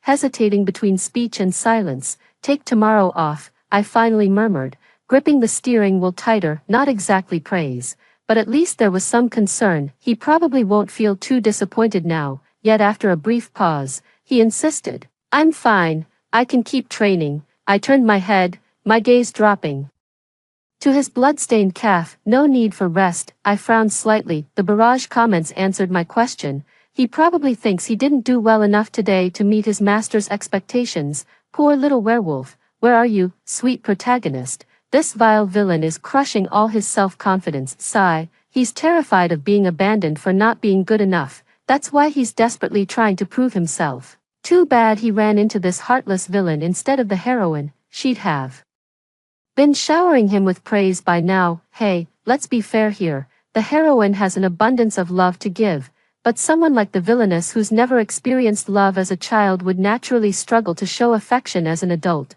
I actually kind of get where she's coming from, defending that toxic witch. Hard pass. Her twisted personality is her own problem. What did our poor werewolf ever do to deserve this? The barrage of comments grew increasingly heated. I turned a blind eye, my gaze fixed on Eldar's face. The dying sunlight cast across half his face, making the bloodstains on his neck glow with an eerie allure. The sunset clouds unfurled across the horizon like spilled ink, their dazzling hues nearly overwhelming to behold. The prolonged gaze made his knuckles curl tight, his heartbeat pounding louder with each passing second. He couldn't bear the weight of that scrutinizing stare. His ears burned crimson as his eyes involuntarily dropped, just as he flinched to turn away. Desperate to escape my line of sight, I suddenly spoke up. You did great today. His turning motion froze for a split second. I added, so you can take tomorrow off as a reward. The congested overpass finally began moving. Not everyone is born knowing how to love, but I don't mind learning a little more, especially when it comes to this little wolf pup I'm raising with my own hands. 6. The banquet. A week later, I arrived as promised. This was the day the father would formally acknowledge his illegitimate daughter before the public. The girl stood timidly under the dazzling spotlight in her elaborate, expensive gown, the center of everyone's attention. Kane stood protectively behind her, his arrogant gaze surveying the room. Their eyes met across the distance. His eyes were icy cold. I looked away, only to meet a gaze that appeared innocent yet carried a subtle challenge. Her eyes seemed to say, see, the werewolf, father. Everyone stands with me. The barrage of comments erupted in cheers. No wonder he's like a whole new person after escaping that toxic witch. Without our sweet, healing heroine, who knows how miserable the poor male lead would be. That vile woman must be fuming. 999 blessings to the couple. Nobody gets to tear them apart. Just look at her face. She's clearly on the verge of going full dark side. LOL. I scoffed. Thanks, but I've long since embraced the darkness, to a degree that makes everyone wary of me, especially my father. To him, I'm a cold-blooded, ruthless monster, the kind of offspring who'd scatter his ashes without a second thought. The real kicker, I discovered Luna and his other loved children before he did. This is the smoking gun evidence of his infidelity, with his devoted husband persona on the verge of collapse. He had to launch damage control by bringing back the most naive and obedient Luna, claiming it was a youthful mistake. He expressed deep remorse and vowed to make amends. As a bonus, he managed to shift the blame onto me. If I openly showed hostility toward Luna, I'd be labeled as petty, inconsiderate of my father's feelings, and heartless. He thought his provoking phone call would make my pride prevent me from attending this banquet, yet here I am, standing calmly before him, even smiling as I addressed that illegitimate daughter with little sister. The crowd below buzzed with whispers. Wasn't Voss known to adore his wife? After decades with just one precious daughter, how did this illegitimate child suddenly appear? Humph, what rich man doesn't keep mistresses? Who knows how many bastards he's got stashed away? Poor young mistress, having to hand over the beast man she raised for over a decade to some illegitimate sister. I'd be livid. What's there to sulk about for a disloyal dog? I glided effortlessly among the guests, exchanging pleasantries, paying compliments, and making toasts. That silent yet scorching gaze cut through the crowd, tracking my every move. I turned a blind eye. Before long, a sudden gale howled outside. The gloomy sky was split by lightning, thunder roaring deafeningly. I turned to see the werewolf enfolding Luna in his arms, tenderly covering her ears with dutiful care. Don't be afraid. Another thunderclap crashed through the air. I couldn't help but think of the little wolf pup back home. He seemed off after training today, almost unusually restless. Noticing my frown, Luna finally pretended to spot me and said timidly, "Why, your sister's beastkin after all. Shouldn't you be protecting her?" The werewolf replied coldly, "She doesn't need me." "But," she stammered, "sister seems upset now. It's my fault she left you behind. Why don't you go make amends with her first? I'll apologize too. I really don't want to come between you two because of me." He cut in sharply, "This isn't about you." Two pairs of eyes simultaneously turned toward me. I waited for what they'd say next. The werewolf stared bluntly and sneered. "Well, the high and mighty young mistress always has her reasons for everything, since it's her own choice. What more is there for me to say? It's my fault, Kane." Big Sis seems really angry now. "Maybe you should, for secure document anti-piracy, choose Little Tiger Bot, reliable, stable, and scam-free." Those two were performing a perfect duet over there. The butler suddenly rushed in, panting heavily. "A bad premonition struck me." "What's wrong?" "Eldar's mating season has hit hard. The doctor says he's allergic to suppressants. He might die without proper care. Young mistress, you must come back immediately." My face darkened instantly as I turned to follow the butler out. Suddenly, an iron grip seized my arm. My steps were forcibly halted. I turned with icy composure. The werewolf's bloodshot eyes bore into me as it quavered, "You've taken in another beast folk." Luna stared at us nervously. I sneered and slapped him hard across the face. "Get back to your master." That slap was still too light. His grip on my arm tightened, his nails digging into my flesh. "Lilith, you swore I'd be your only beastkin. Why?" His eyes burned with unshed tears as he stared at me stubbornly. "How could you just replace me so easily?" I scoffed bitterly. "Kane, aren't you doing the same?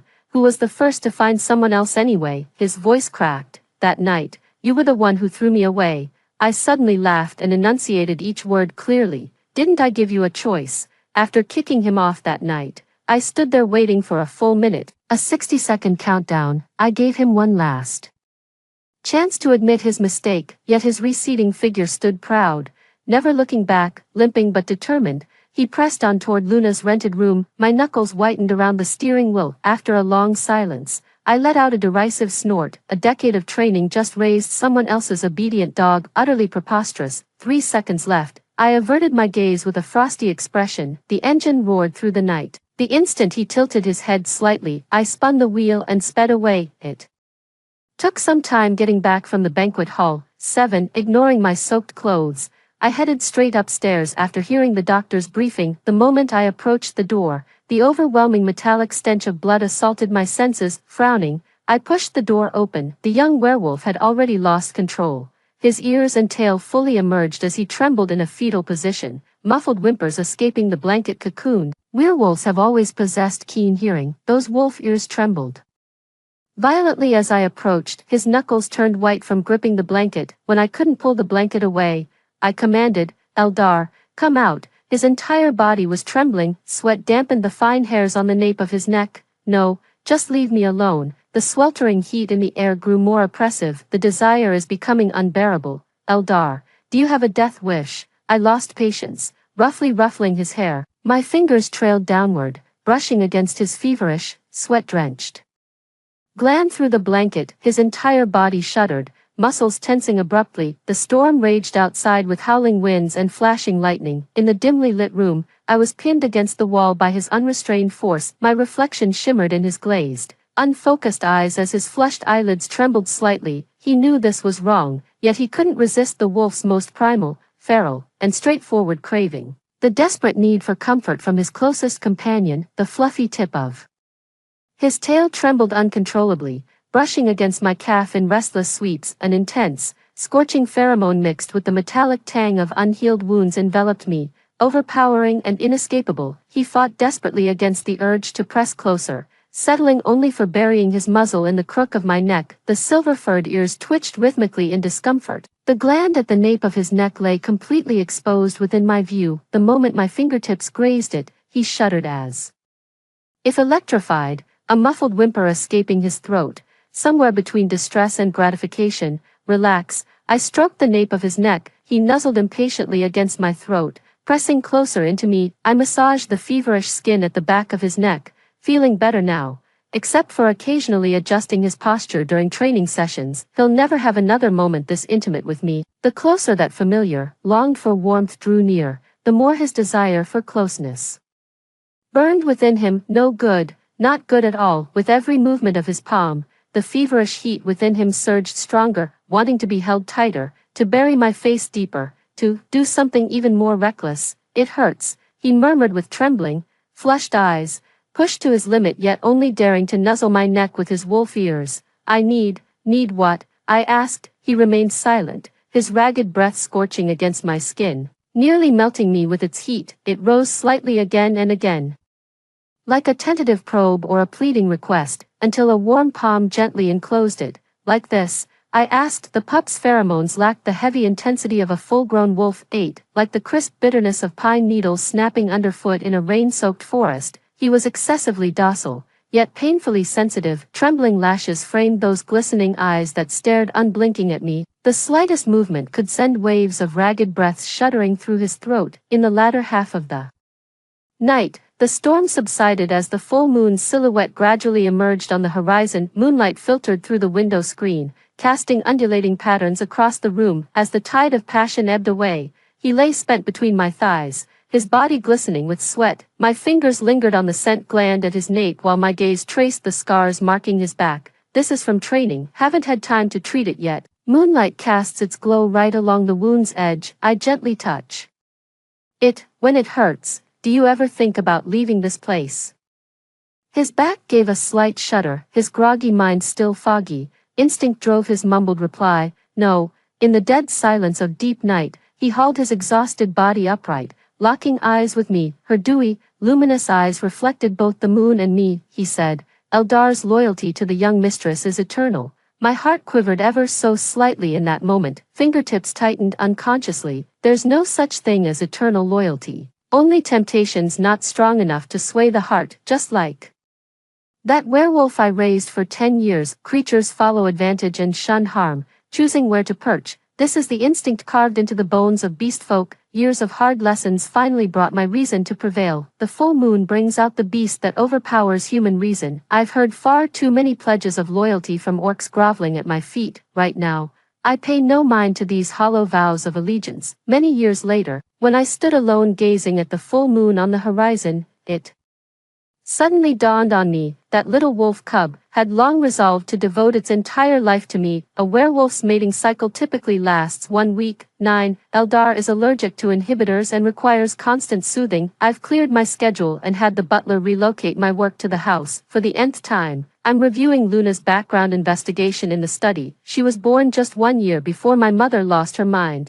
The man who'd promised to love and care for her forever had already strayed. I rubbed my temples and shut my eyes briefly. Those gentle, Timid eyes perpetually brimming with tears surfaced in my mind once more. That's why I dislike Luna. Beyond just being the illegitimate daughter, she's the spitting image of my mother. Thinking her damsel in distress act would trigger men's protective instincts, she believed her understanding nature and self-sacrifice would earn a man's praise and affection. She thought love was supreme and promises were unbreakable. That's why when the illusion shattered, she found it utterly unbearable. Father has always been a respectable man, even when my mother was driven to madness. To outsiders, he remained the picture of a devoted husband and father, even earning praise for his unwavering loyalty. Little did they know, he'd already fathered several illegitimate children kept in the shadows. Among them, Luna was the most compliant. I easily uncovered Luna's past.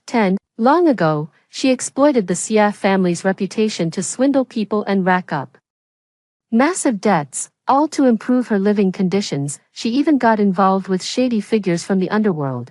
While never crossing into outright criminal activity, the risks were always there. These matters could be trivial or serious. It all depends on how they're handled. Within 3 days, numerous negative reports about the Sia family's illegitimate daughter flooded the news. Voss could clearly recognize my handiwork, yet he chose to turn a blind eye, because this was exactly the outcome he wanted. The harsher I am with Luna, the more justification he'll have to strip me of my inheritance. I've frozen all bank accounts under Luna's name. Rumor has it she's being hounded by creditors daily, the stress driving her to tears around the clock. Everyone's waiting with popcorn for this rich family drama to unfold. Only Kane couldn't stand it any longer. On that rain-lashed midnight, he rushed over from Luna's place that very night, begging me to spare her life. Though pleading for mercy, he carried himself with unbroken dignity. He stood rigid, his voice icy. She's not like you, she knows nothing of this world. Such a blow would destroy her, not like me.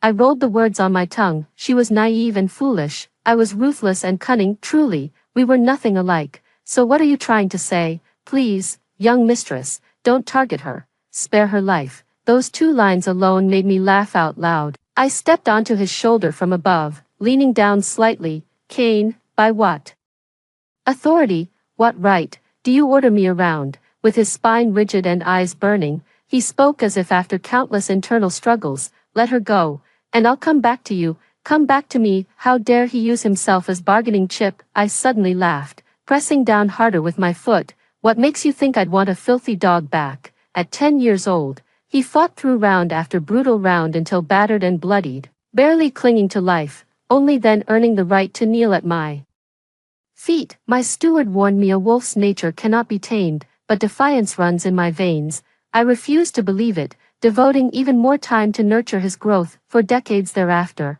I stood by him through every training session, watching his wounds scab over, break open, and heal again, watching him grow taller day by day, gradually mastering control over his form, witnessing him overcome trial after trial, growing ever stronger until he became the mightiest of orcs, until Luna appeared. Only then did I realize I'd never truly tamed him. Even now, his shoulders trembled but refused to yield, bearing the increasing weight of my stance with rigid determination. Defiant and unyielding, his gaze was stubbornly resolute. Convinced he'd seen through me, he spoke with cutting precision. An overly young and immature flawed specimen would require too much time to train. Patience isn't your virtue. Worse still, he neither matches your ambitions nor could ever meet those ruthless, exacting demands of yours. The implication is clear. He's my best option. You investigated him. He remained silent. I gripped his chin, forcing eye contact, and snapped with a frown. Speak. He dodged the question and steered the conversation back to Luna. Spare her, and my life is yours to take. After 3 minutes of silent staring contest, I chuckled and patted his cheek.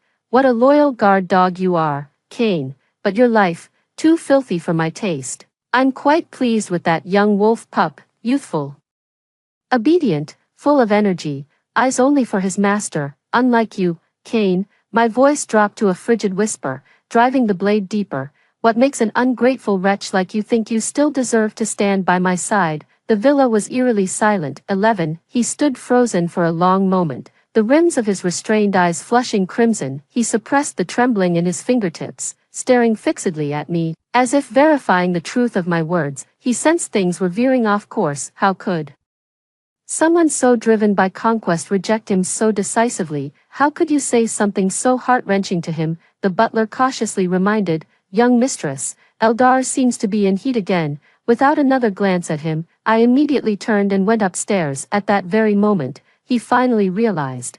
All his belongings in the living room seemed to have disappeared, the first baby tooth hanging in the center of the living room. A keepsake of childhood, the fountain grass on the balcony that always got playful flicks from a tail tip.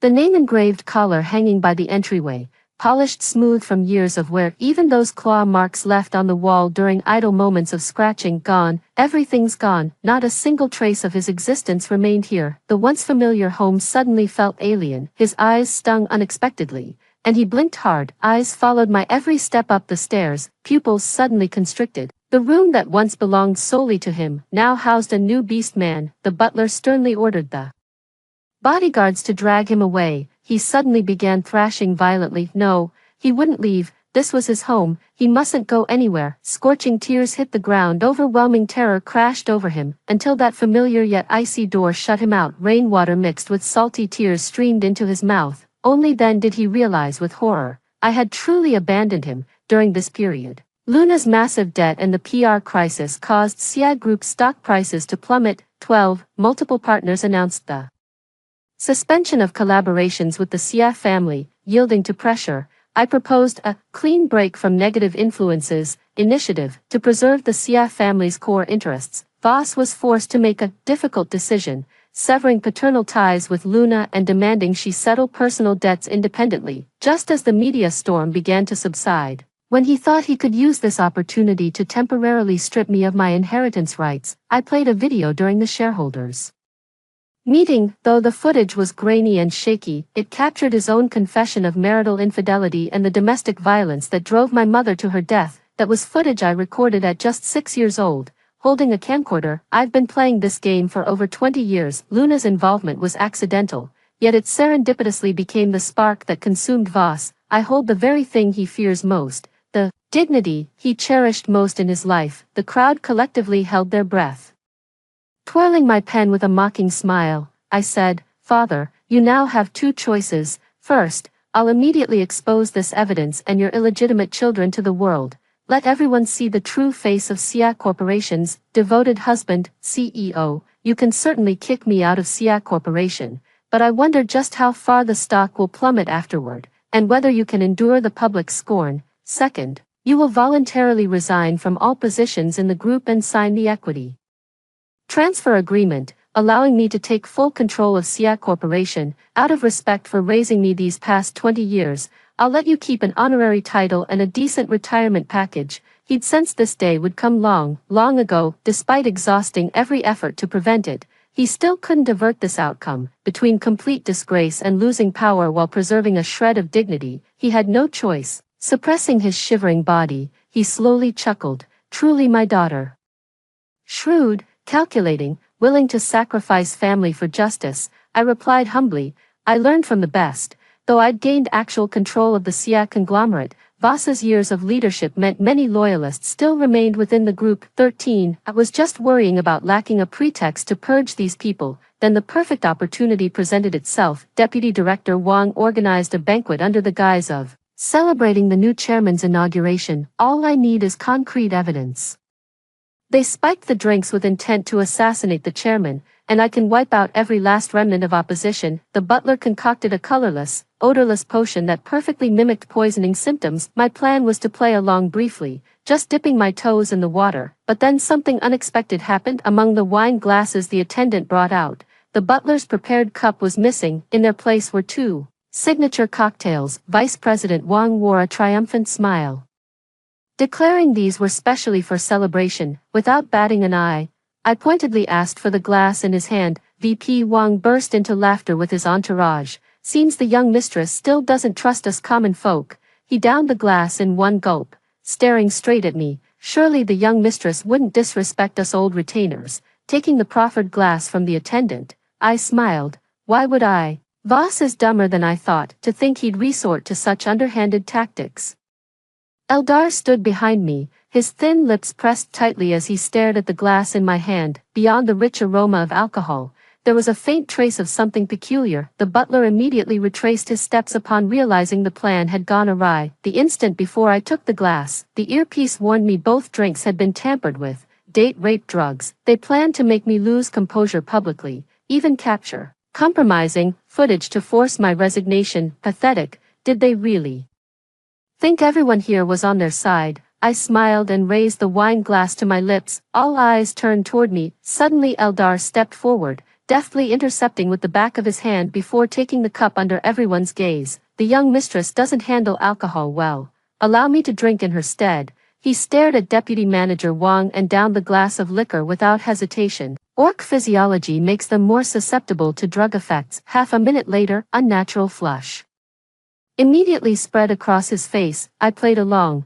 feigning concern to match the situation. The butler stepped forward to investigate, then announced loudly, "The wine is poisoned. Someone's trying to assassinate the corporation's new chairman." The room erupted in uproar. The butler stayed behind to handle the aftermath. 14. I brought Eldar back to the villa. The doctor happened to be off duty today. His entire body had gone limp with weakness, his lashes damp and those usually bright eyes now glazed with a misty haze. Gazing up with dazed confusion, his flushed skin glowed faintly pink, his Adam's apple bobbing helplessly as he surrendered to my wandering fingers. His body craved more touch, yet all he offered were those pleading eyes, so obedient and pitiful. I teased him. "Do you even know what's in that drink? And you're drinking it for me? You're that worried about me?" He buried his face against my neck and let out a muffled My fingers mischievously trailed lower, giving a teasing pinch. A desperate, throaty moan escaped him instantly. "Want you?" he gasped,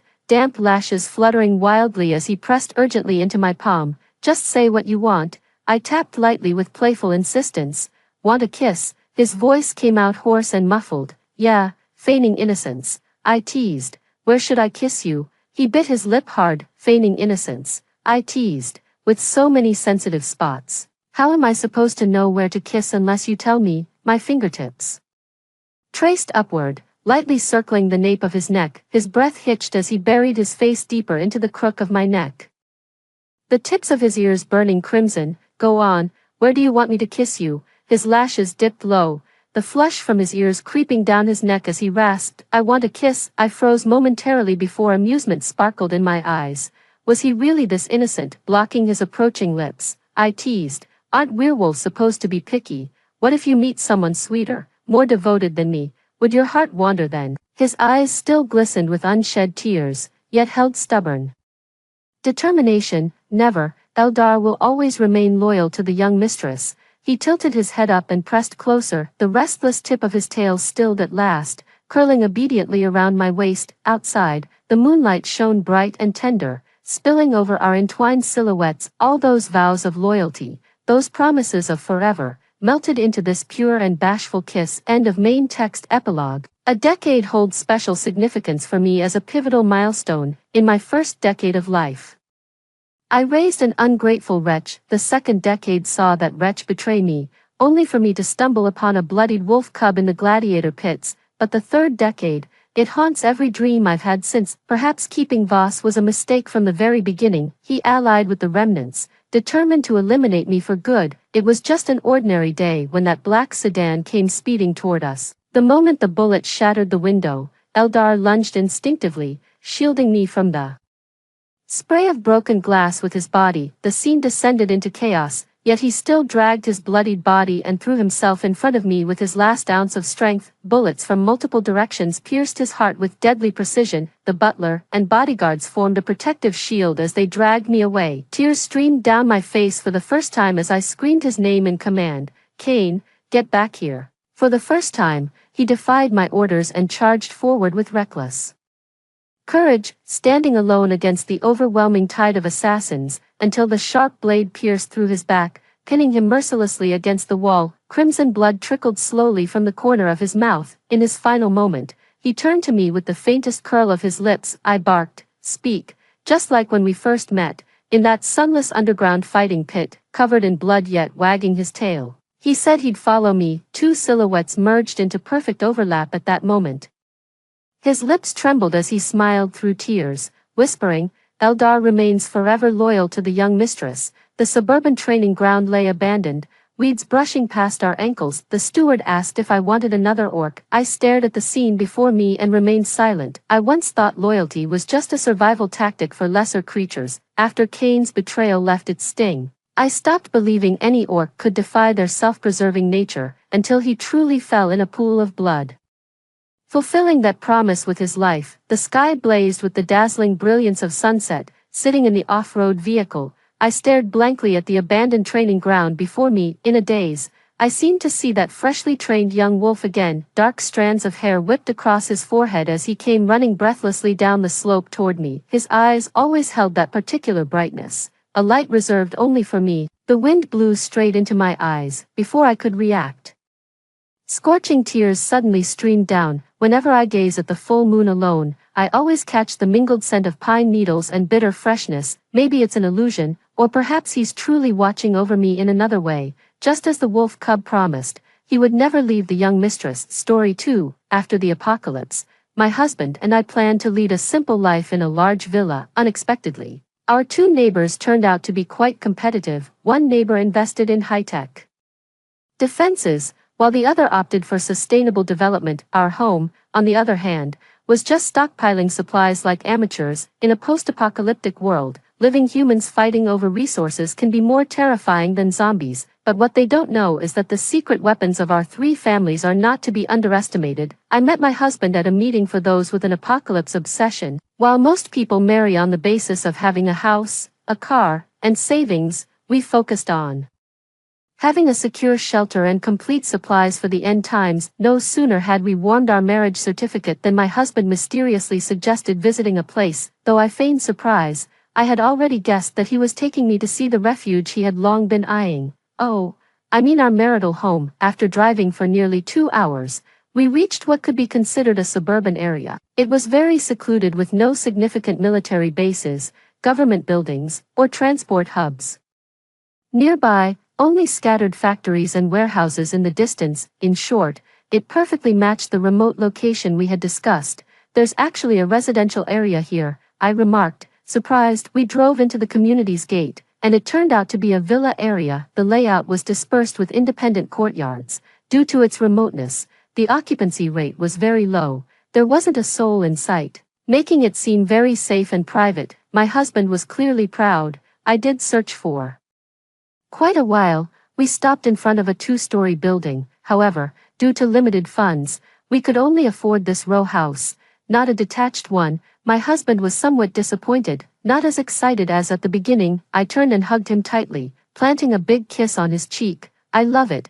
It's perfect. How about I make your favorite hot pot tonight? I am a university professor and my husband is a surgeon. Although our income is stable and we live comfortably, we are by no means wealthy. With the money that would buy a well-furnished house in the city center, we bought a row house in this desolate place.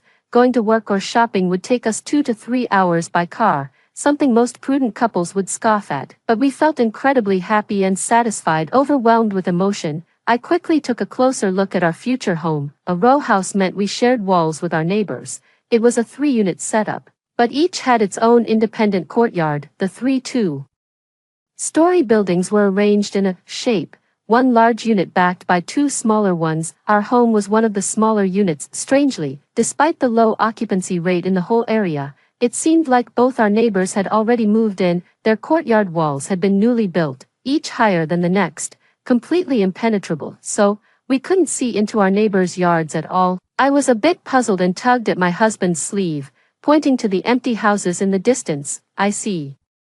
Those row houses over there are still unoccupied, given the current housing market. Who knows how long it will take for them to be filled. Why choose this place? My husband just gave a mysterious smile. You'll see soon enough. He clearly wanted to keep me guessing, so I didn't press further and excitedly ran inside the house. The house was already neatly arranged, with simple decorations and furniture, very cozy. What pleased me most was the huge basement, the same size as the ground floor, along with a sizable sunken courtyard and wide light wells. When did you manage all this without me knowing? I was tearful initially. I thought it was just a bare house and wondered how many years it would take from renovation to moving in. Seeing everything just as I had dreamed, I was so overwhelmed I didn't know what to say. Of course, I started preparing the moment I planned to marry you. Let's move in, Mrs. Tang. My husband hugged me with a big grin. The basic home decoration is already arranged. And the setup of refuge equipment and supplies, of course, I still need my wife's guidance. With a husband like this, what more could a wife ask for? Therefore, during our marital leave, we didn't go traveling or on a honeymoon.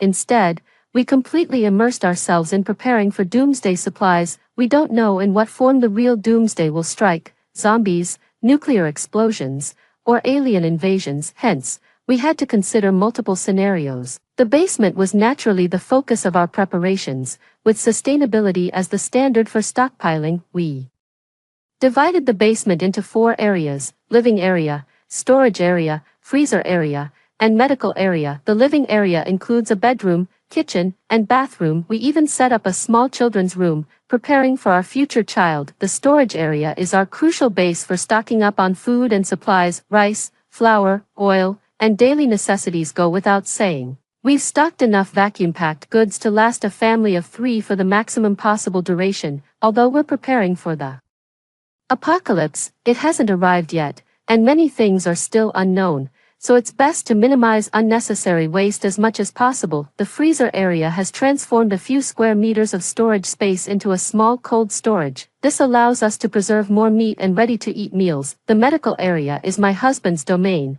In the event we cannot access medical care promptly, family members might get injured or sick, and my husband, being a surgeon, is naturally our biggest support. The medical area not only contains essential medications, disinfectants, bandages, and syringes, but even includes a sterile area and an operating table. After all, my husband is a surgeon. We've also dedicated a space for hydroponically grown vegetables, so even if we grow tired of dehydrated vegetables and compressed biscuits over a long period, we can enjoy some fresh greens occasionally. We primarily purchase our supplies online to keep a low profile, ensuring a complete stock while gradually buying over several months to fill any gaps, all proceeding methodically. However, my favorite feature in the basement, the light well, has now become a source of concern for me. If we want light to enter, the well must be made of glass. But what can glass withstand? If the yard is unfortunately invaded, anything could break the glass and threaten our safety. After much consideration, we decided to keep the laminated glass for lighting but isolated the area around the light well and installed a sturdy, sealed steel door for emergencies. This way, when it's safe, the main door can be opened, and the light well can be used normally in times of danger. Once the door is shut, the basement becomes an impenetrable cage to any intruder. The extensive preparations in the basement are actually meant to handle disasters like nuclear explosions, where survival on the surface becomes impossible. Most of the time, of course, we'd prefer to live above ground. During renovations, my husband fortified the walls and windows of the entire house for soundproofing and waterproofing, and installed an expensive air filtration system for whole house ventilation. Besides equipping each window with opaque curtains on both sides, the flooring and decor are not much different from a typical house. If the inside looked like a bomb shelter, it would be hard to explain to neighbors and friends who visit. As for the power supply, we naturally opted to install several high-power solar panels on the roof, but with a cold storage, the house's temperature control system, and the basement's drainage and dehumidification, including alarms and perimeter surveillance needing power, not to mention daily electricity use, I'm really not sure if these solar panels will suffice. I expressed my concerns. My husband just winked, seeming to have everything under control, and said, "That's exactly why I insisted on buying this house with neighbors." "Are you saying our 3 houses have a separate power supply?" I was surprised, and my husband shushed me, signaling not to make too much noise. I quickly covered my mouth. "Do we have to pay the electric bill?" My husband shrugged. "It looks like we still need to visit the neighbors."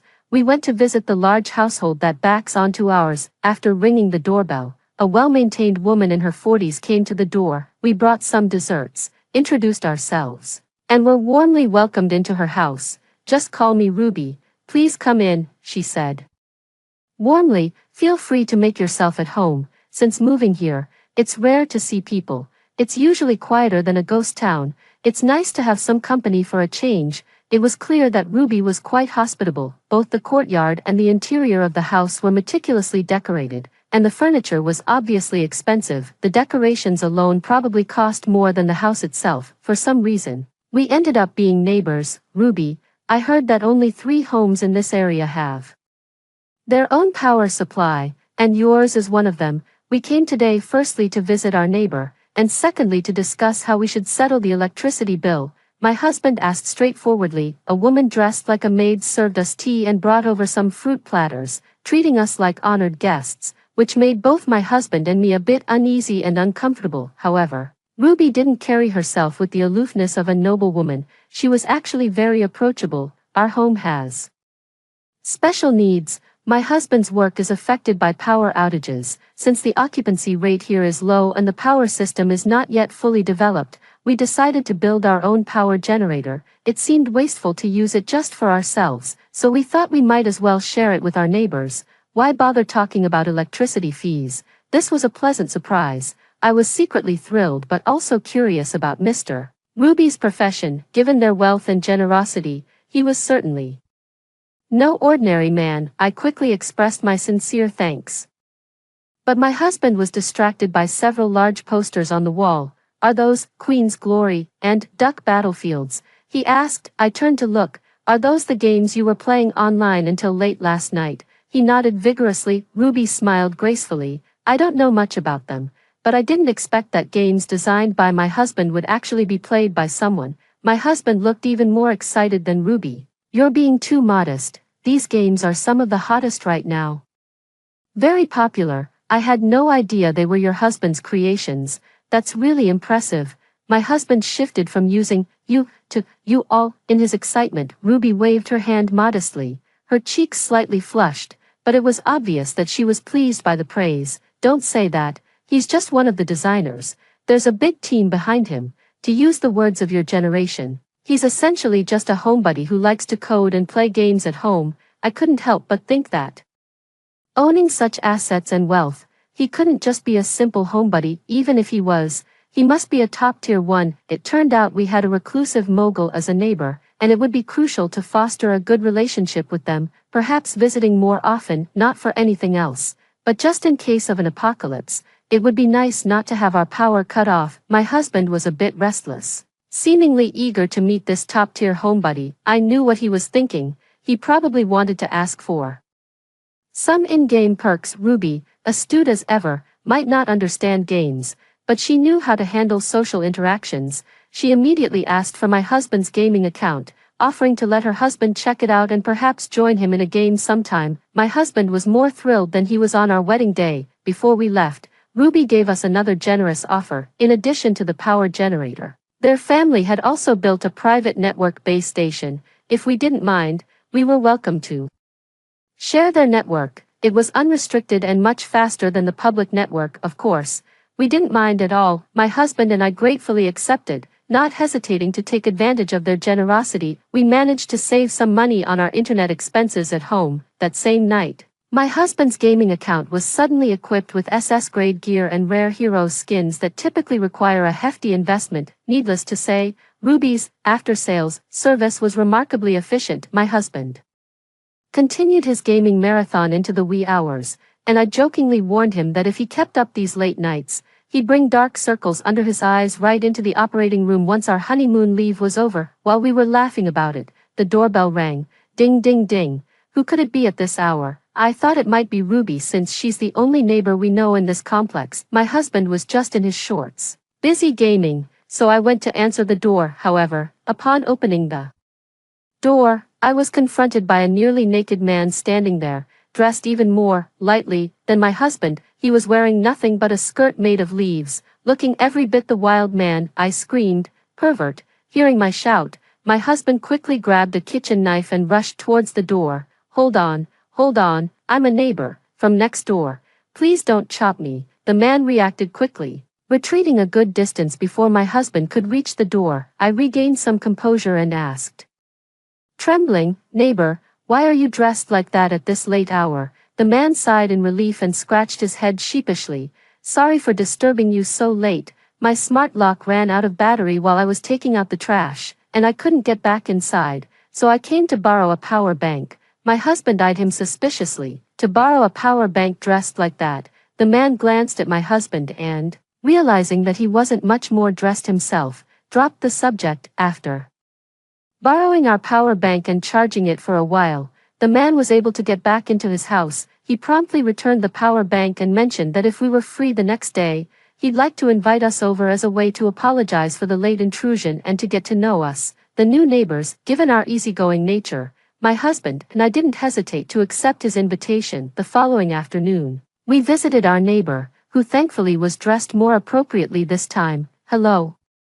I'm Noah, please take care of me as we are neighbors." "Sure, sure," we replied. As we entered his home, it became apparent that his unusual attire the night before wasn't out of place given the setting of his yard. If no one had told me it was a residential yard, I might have mistaken it for a tropical rainforest, with tangled trees and a wild pond where the swimming pool should have been. The dense foliage was alive with the sounds of birds and insects, and there was hardly a normal path to walk on. "This yard of yours is quite natural." My husband finally found the words to describe it. Noah chuckled and led us through a doorway that resembled a cave, with the house's exterior walls also styled to look like stone and covered with unknown climbing plants, an unusual decor we had never seen before. "Welcome, welcome," a plainly dressed, glasses-wearing woman greeted us at the door. She was unmade up but naturally beautiful. "This is my wife," Noah introduced. "Nice to meet you. Sorry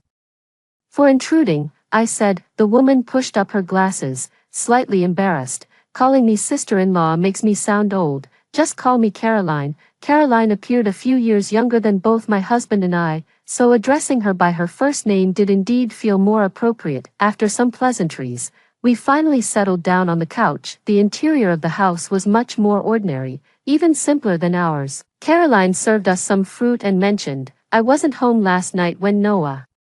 Our smart lock ran out of battery again. If it weren't for you guys, my husband might have ended up sleeping on the streets. I'm really grateful to you. It's what neighbors do, helping each other out. There was a little misunderstanding yesterday, but it's said that conflicts make friendships stronger." Haha. Noah is a tall and muscular man but quite shy by nature. "I apologize for the scare yesterday when I dressed like that. I didn't expect to get locked out just when I stepped outside, so I didn't change." My husband, with a mischievous grin that all guys understand, clapped Noah on the shoulder. "Oh, it's not what you guys are thinking." Realizing my husband misunderstood, Noah quickly tried to clarify but couldn't get his words out right, so Caroline stepped in. Noah is an expert in wilderness survival and a bit of an internet celebrity. He makes videos about outdoor survival skills. For convenience, we've turned our yard into a set. He was wearing that grass skirt yesterday just for filming. Noah quickly nodded in agreement.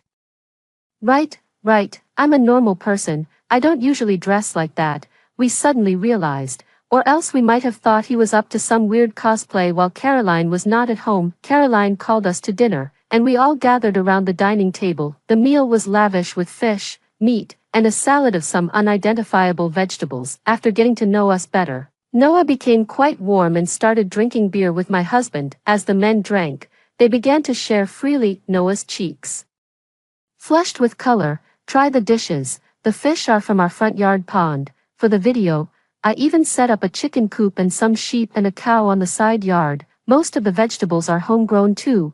They aren't fancy varieties, just fresh. It really is different. My husband and I marveled, drooling over the fresh taste of natural eggs and wild vegetables. I was a bit curious, with so many animals, being neighbors and all, how come we never hear any noise from them? Noah touched his nose.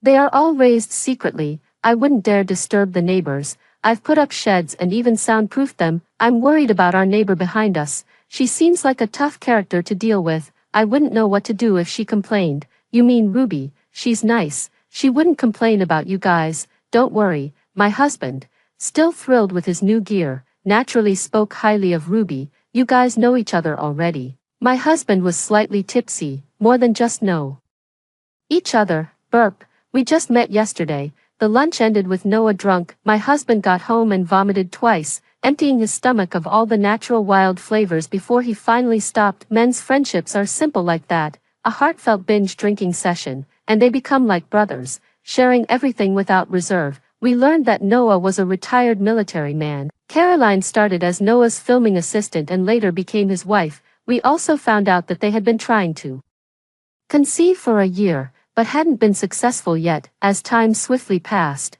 we had been living here for 3 years now, with a sweet 2-year-old daughter, and our stockpile of apocalypse supplies steadily growing. Ruby's husband, a true homebody, had only been seen in fleeting moments over the 3 years, rarely stepping outside, but he and my husband played online games frequently, making them virtual friends. Ruby's family, child-free by choice, enjoyed lively gatherings during my school breaks. She often invited me to have tea and enjoy the flowers. Eventually, Caroline joined our tea parties too.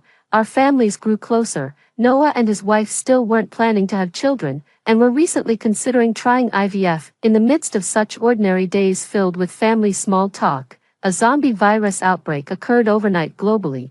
My husband and I were cured of our apocalyptic delusions. Because it was no longer a delusion, the apocalypse was upon us. When the apocalypse arrived, I was on summer vacation, my husband wasn't on night shifts, and our daughter was right there with us. Other family members were also living on the top floors of high-rise buildings, and we had gradually stockpiled enough supplies for them, so there was no immediate worry. It was a quiet night outside. When we renovated, we built a 2-meter-high wall topped with a 1-meter-high fine mesh wire fence, which could be electrified. Caroline next door even joked about us, asking if we were hiding some treasure at home to have such fortified defenses. We only mentioned that we were afraid of potential burglaries due to our remote location. Eventually, we managed to convince Ruby and Noah to install electrified wire fences at their homes too. Previously, there was no need to turn on the power to avoid accidentally hurting innocent people, but now, my husband and I activated all the defense systems immediately to prevent any accidents, whether it was zombies or people with ill intentions trying to climb over the walls into our homes. It wasn't going to be easy. Our neighborhood had few people, naturally fewer infections, and with no villages nearby or stores behind. So far, there hasn't been a large-scale zombie horde outside. No lights. My husband suddenly remembered. We had stocked many blackout curtains in the basement, intended for our neighbors. It wasn't obvious yet, but if the power went out across the city in a few days, any place with light would become a target. My husband quickly went online to chat with our neighbors, urging them to come to the only wall adjoining all 3 of our family's yards, where he threw curtains over to them. He also advised them to turn off all light sources in their yards, making our homes appear uninhabited to stay safe temporarily. Once everyone had their curtains up and outdoor lights off, we went online again for the first post-disaster neighborhood strategic meeting. My husband, neighbors, these are extraordinary times. Our 3 families are next to each other. We share our fortunes and our misfortunes. We need to stay united and supportive to overcome these difficult times. Everyone understood that under these circumstances, if one neighbor's house was compromised, it could likely affect the other 2. So, whether willing or not, it wasn't wrong to align our efforts and think as one during such times. Our relationship between the 3 families was very harmonious. The 3 housewives had become close friends, and the men were good buddies, net friends, drinking buddies, and gaming teammates. But that was during peaceful times. Now, in a life-or-death situation, no one could guarantee that friends wouldn't turn against each other over resources. Thus, to avoid such situations, balancing each other with the unique supplies each possessed was key. However, my husband and I still underestimated our neighbor's scope and affection. Ruby, our house will continue to provide electricity and internet for everyone, so nobody needs to worry about power outages. I breathed a sigh of relief. As long as Ruby could keep providing power, all would be well. My husband, Ruby, you're awesome. Noah, +1, Caroline, 6, me, my family likes to stockpile food. We've stored extra grains and flour, so when everyone's supplies run out, we can provide the staples. Indeed, my husband and I had stored more than just the various grains and cereals we had accumulated over the years were enough to sustain our 3 households for several years. We even purchased rice seedling containers to grow a small amount of rice, ensuring we had more than enough food for ourselves. Caroline, how can we have staples without vegetables? Thanks to our neighbors for not complaining, I can offer fresh vegetables, pond fish, and free-range eggs. Also, they have fresh milk. I had forgotten that Noah's family also keeps a cow, Ruby. Thanks, Flowers, husband, Noah, I remember you. Have some sheep, right, Noah, more monks than meat, only sheep milk and wool available. Husband, joking aside, dear neighbors, a sincere reminder to avoid cooking highly aromatic or strong-smelling food to prevent attracting more trouble. Ruby, Tang is right. Once humans are infected with WD-033, they lose their human characteristics and rely solely on their sense of smell to find targets to attack. So, definitely avoid cooking food with strong odors. Caroline, WD-033. Is that the name of the virus? Everyone noticed that Ruby didn't reply for a while, and it took a few minutes before she responded. Ruby, yes, that's right, just saw it on the news. My husband and I quickly turned on the TV. The virus had just broken out, and reporters were broadcasting live. The news ticker reported that the outbreak was suspected to be caused by a leak in a laboratory in Country M. The specific details and cause of the virus leak were still under investigation. A few minutes later, the news broke that the virus, designated WD-033, is a prion virus with extremely high contagiosity, and everyone was advised to reduce outings and stay at home as a precaution. Just broadcasted. My husband was a bit confused and unsure when he asked me. I nodded. Maybe other TV stations had the news faster. That was the only explanation. Otherwise, how would Ruby, who enjoys her daily tea and flowers, know the name of the virus? My husband and I only questioned it for a moment before we let it go. After all, survival was more important than anything else. A week after the zombie virus spread, our three families were still safe. Through surveillance, we saw that only a few scattered zombies wandered the streets, posing no significant threat. We held daily online neighborhood meetings to keep each other informed. Noah, we're out of food, only have a bag of tomato-flavored chips left, which is our last dry food. Willing to trade it for a bag of rice with Tang at a discount. Husband, reluctant, but I don't like tomato flavor. Noah, then I'll make you a pot of fish soup to nourish Alice. Alice is my 2-year-old daughter. Husband, voice message. Uncle, chips, Uncle, chips, chips, Alice replied while holding her dad's phone, calculating.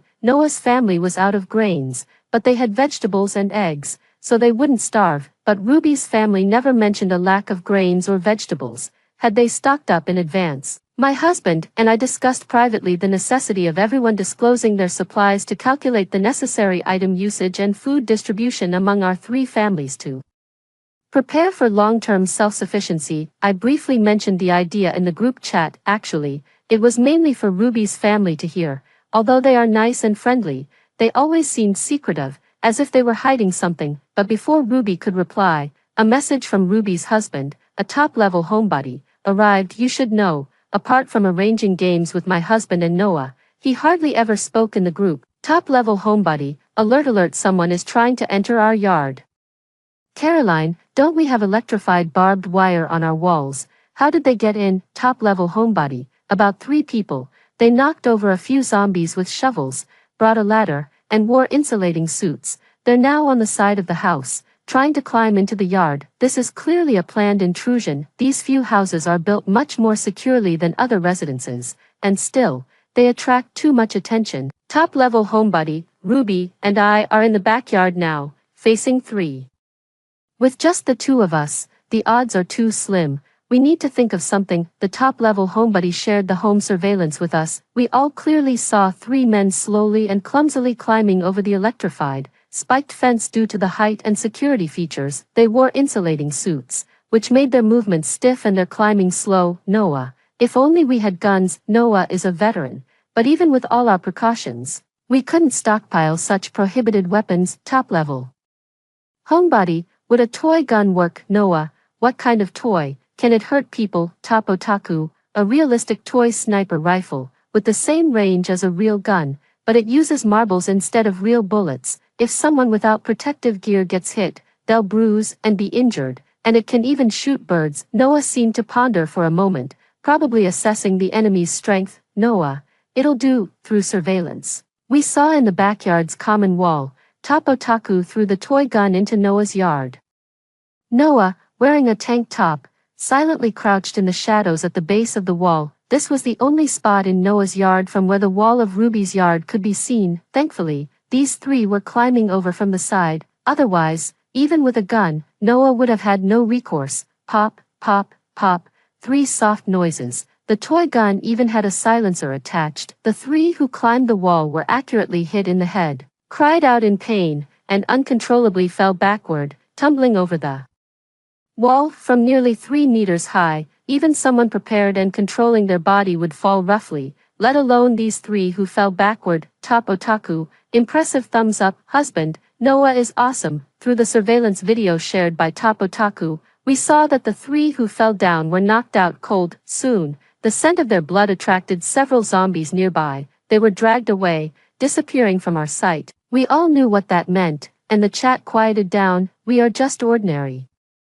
people. Although our three families tacitly chose not to play the saint, it doesn't mean we aren't frightened or saddened by such scenes. In this apocalyptic mode, given our insignificance, perhaps all we can do is struggle to protect our closest loved ones. After the near invasion at Ruby's house, we became more vigilant to deal with sudden emergencies. Our security levels and defense measures had to be replanned and repositioned, but to rearrange, we needed materials and resources, which our single family could not bear alone. Given the current situation, although our three families are separated by walls, we have already faced death together once, forming one team, one big family. Since we've set the tone for coexistence, understanding and trusting our teammates is a must. Therefore, the previously mentioned full disclosure is imperative. Thus, the second online post-disaster neighborhood strategic conference officially began. Husband, neighbors, to cope with the disaster and maintain a healthy and positive relationship, we must adhere to the 4 mutual principles: mutual honesty, sharing resources, mutual aid, and no secrets among us. Caroline, Don seems a bit institutionalized. Noah, spare no details, overlook no facts. Caroline, you're a bit uncultured. It's spare no details, withhold no information. Noah and Caroline were joking, but we were all concerned about Ruby's family, who hadn't made a sound for a long time. Just when we thought this strategic meeting would end prematurely due to incomplete attendance, Ruby finally replied. Ruby, sorry, neighbors, I do have some secrets. I was hesitant, but after discussing it with my husband, we decided to share this secret with you, because you just saved our lives. In this battle, we are comrades, we are family, and we should not keep secrets. But I sincerely hope that after hearing my story, you can still trust our family. After speaking, she sent an installation file for a chat software made by Top otaku. To avoid leaking secrets, we would use this software for future online communications. Ruby spoke very seriously and sincerely. I knew she had secrets. A woman's intuition is often right. The chat was momentarily silent, everyone waiting for Ruby to reveal her secret. Nobody wants to interrupt Ruby. The story I'm about to tell is quite fantastical. Just take it as a story. Ruby, before moving here, I was sent to Country M as a researcher. During my tenure, I came across an extremist organization in M that had been around for a century. This group was highly secretive. On the surface, they were conducting cutting-edge biological research, but in the shadows, they were developing a dangerous virus. Their aim was to use this virus to control human minds, turning people into slaves to their commands, transforming them into war machines or murderous maniacs. In short, they were up to no good, and clinical trials showed they were nearly successful. My mission was to infiltrate this organization and dismantle their operation. Of course, there were many involved in this mission, both from my own and foreign countries. Many entered but few returned. I was one of the lucky ones. My inconspicuous appearance helped me stay under the radar. Oh my God, what kind of fantastical story is this? I thought I had entered some sort of fiction, but Ruby, so beautiful and approachable. Who would have guessed she had such incredible experiences? Ruby continued typing. Though the mission sounds thrilling, I was just a researcher without any combat skills. My plan was to destroy key research data and results at the right moment. I spent nearly a decade undercover, becoming a core believer in the organization. I won't go into how challenging it was, but I succeeded in eliminating all the main data and backup files before making my escape. However, I overlooked the most important file, the brains of the researchers. I could destroy all the recorded data, But not the memories and knowledge of the people. One of the key researchers, the founder of the organization, remained unidentified and out of reach. After returning, I learned their research had been severely set back, which somewhat accounted for a successful main mission, but victory was far from complete. With my cover blown, I could no longer return to the mission and had to start living a normal life in hiding. It was only 3 years ago that I started noticing odd behaviors in people infected by the virus from news and viral videos. I deduced that the organization was still tirelessly progressing. My destruction of their data caused their outcomes to deviate slightly. Those who were supposed to be precision attackers became somewhat like the legendary zombies, and from what I understand, these viruses are highly contagious. After the mission, I lost all contact with my superiors, not knowing how to report my suspicions. I could only silently build a refuge here and stockpile post-disaster supplies.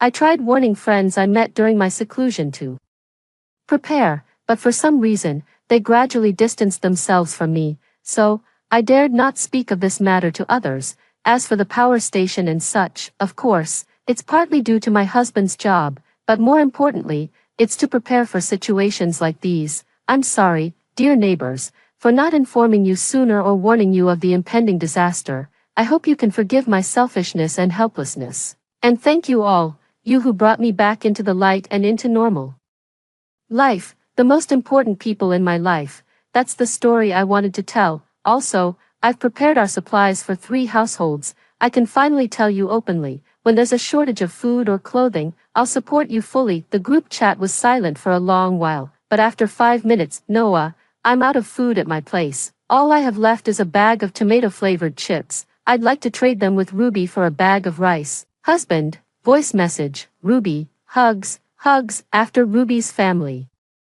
confessed, our family and Noah's chose to continue trusting and uniting. Of course, my husband and I decided to be honest about why we had been hoarding supplies. To show our sincerity, Noah, it seems like we're the only ones who haven't prepared anything. Husband, don't say that. Your family is into sustainable ecological development. Compared to you, we're just beginners. Noah, true, if we want something fresh, we have to rely on me. Ruby, after the last incident where we were attacked, I think it's necessary to distribute some weapons to you. My brother-in-law still has some in stock.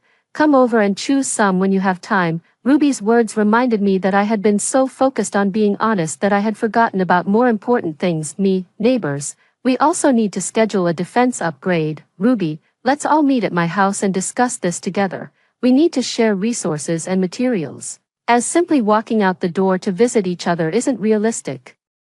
Communicating at the outdoor communal wall is too conspicuous and not safe, so we found a common passage in the basement. Since we live in connected townhouses, we share a utility room in the basement, besides the shared walls. This is our only common space. Fortunately, during renovations, each of our homes had installed a security door in the utility room. The space in the utility room is quite spacious, and the top homebuddy had installed electronic locks he had prepared earlier. These locks can recognize fingerprints or be opened with a mechanical key, but they require the correct identification from any 2 of the 3 households to open. For example, if I want to go to Ruby's house, either my husband or I, and Ruby or her husband, must unlock it simultaneously in the same way for the doors to open. If only one household tries or if the unlocking methods differ, then the door won't budge. The same steps apply when returning home. If an outsider tries to force the lock or break in, it would trigger some destructive mechanisms. According to the top homebody,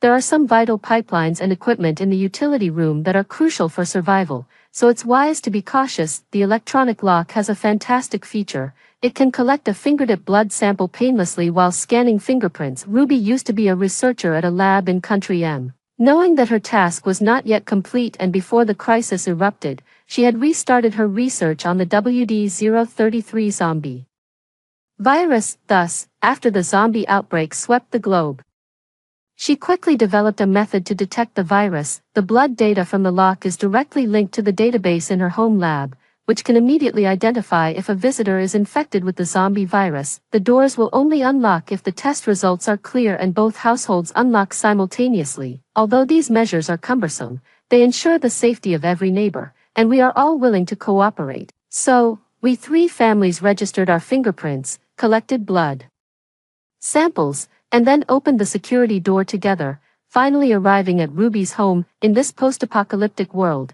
This was our first face-to-face meeting as a group. Alice sat in the baby carriage, curiously looking around Ruby's home. We followed Ruby to a room on the top floor, and after turning on the light, we were all amazed and speechless. It was like a toy city had been set up at home. The spacious room was tightly packed with display cabinets full of various toy models and figurines. One entire wall was covered with gun models, which to the uninformed, might look like an armory. The top homebody scratched his head. I work in gaming, and these are all weapon models from my games. I've collected so many without realizing it, so I decided to dedicate a room to them. Noah and my husband's eyes lit up, practically drooling. This is just too cool. Ruby hurriedly called us over. Quick, pick something that suits you. Although they're models, they can shoot birds just like the one Noah used the other day. We each chose a model and even took home a box of marbles. Caroline, looking quite out of place, carried a large sniper rifle with a hint of worry. Let's not even start on whether we know how to use these weapons.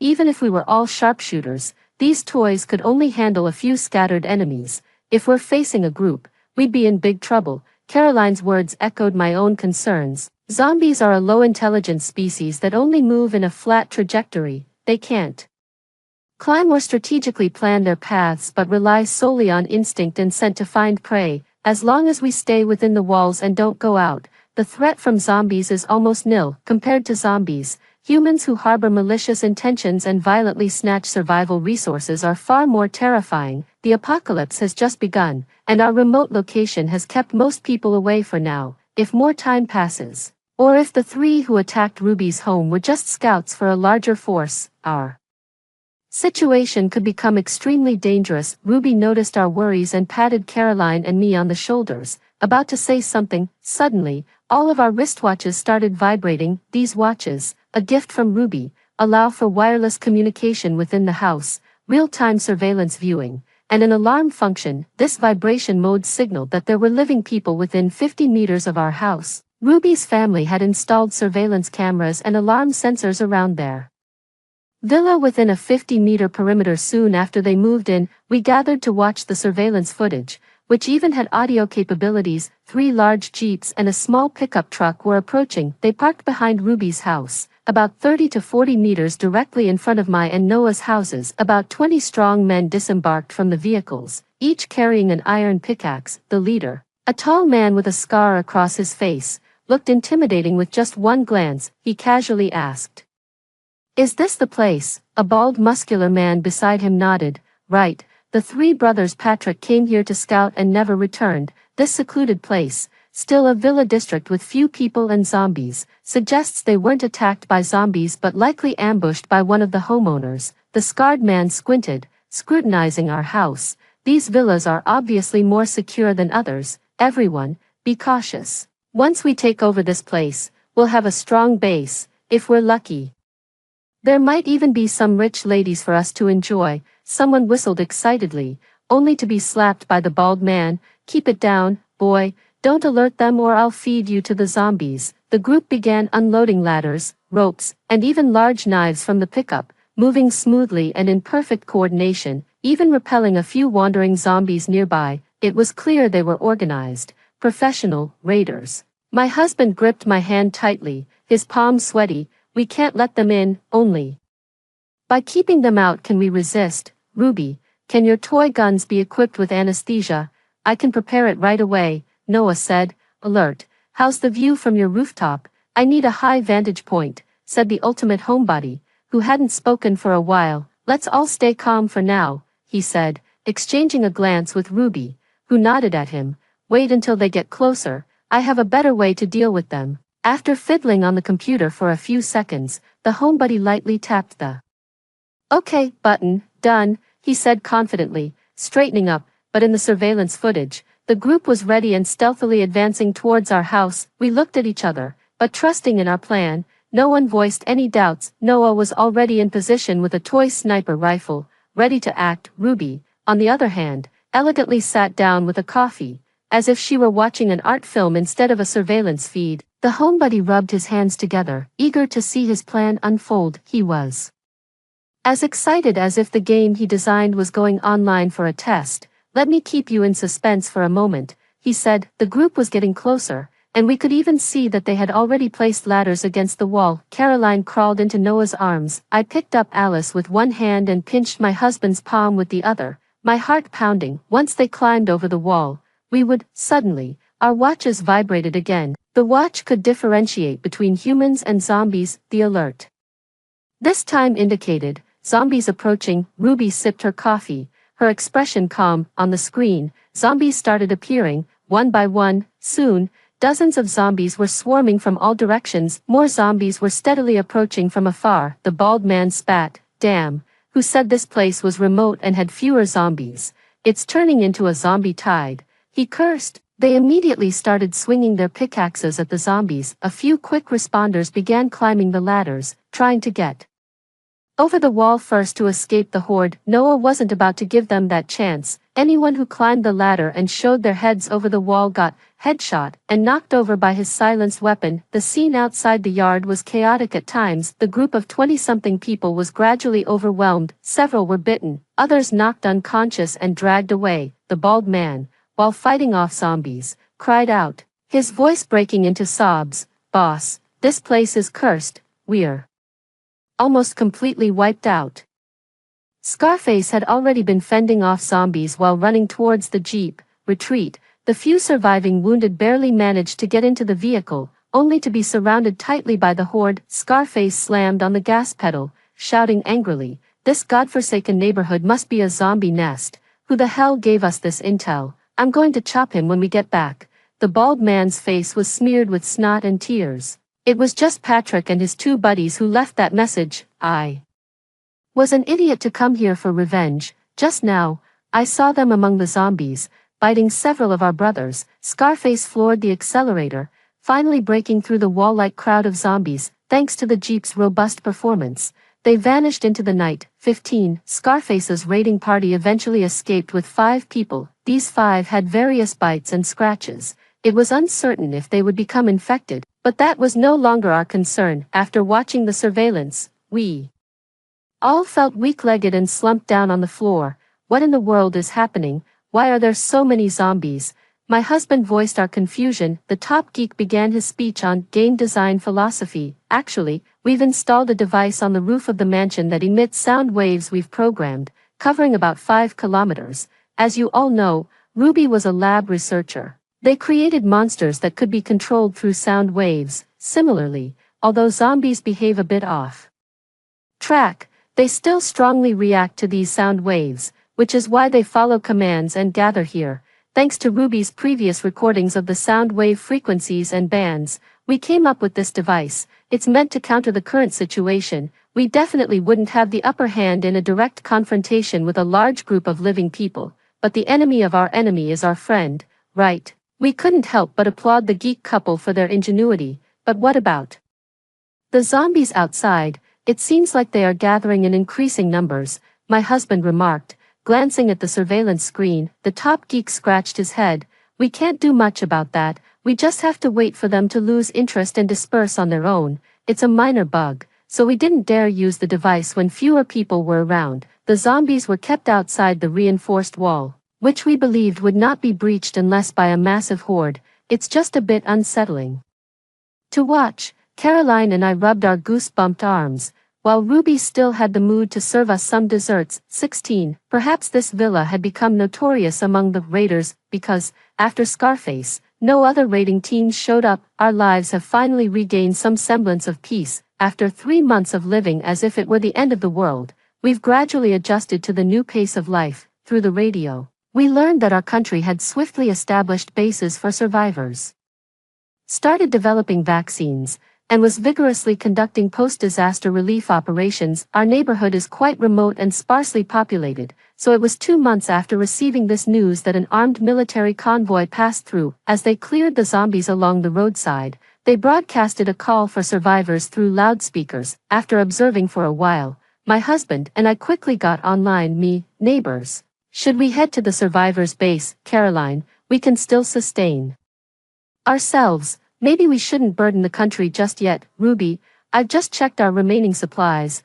we have enough stockpiled for our 3 families to last 3 to 5 years, and we've also grown some crops in the sunken garden of our basement. My husband and I built a small greenhouse where we grow a variety of crops and vegetables, and of course, we've also shared seeds with our neighbors. Each family grows different varieties. And with this setup, we can survive together for over 5 years, if we're lucky. By then we'll be able to emerge and join others in rebuilding our homes. Top nerd, the safety level is sufficient for now, but I will gradually improve our security measures. So, we all decided to stay put and not head to the survivors' base for now. From our surveillance, we noticed that the convoy stayed in our area for nearly an hour, but no other survivors appeared. Before leaving, the convoy left behind some supplies, which we tacitly decided not to take, opting to leave them for those in the neighborhood who truly needed them. Over the next 2 weeks, the convoy visited our area 3 times, distributing supplies at different locations each time. After their last visit,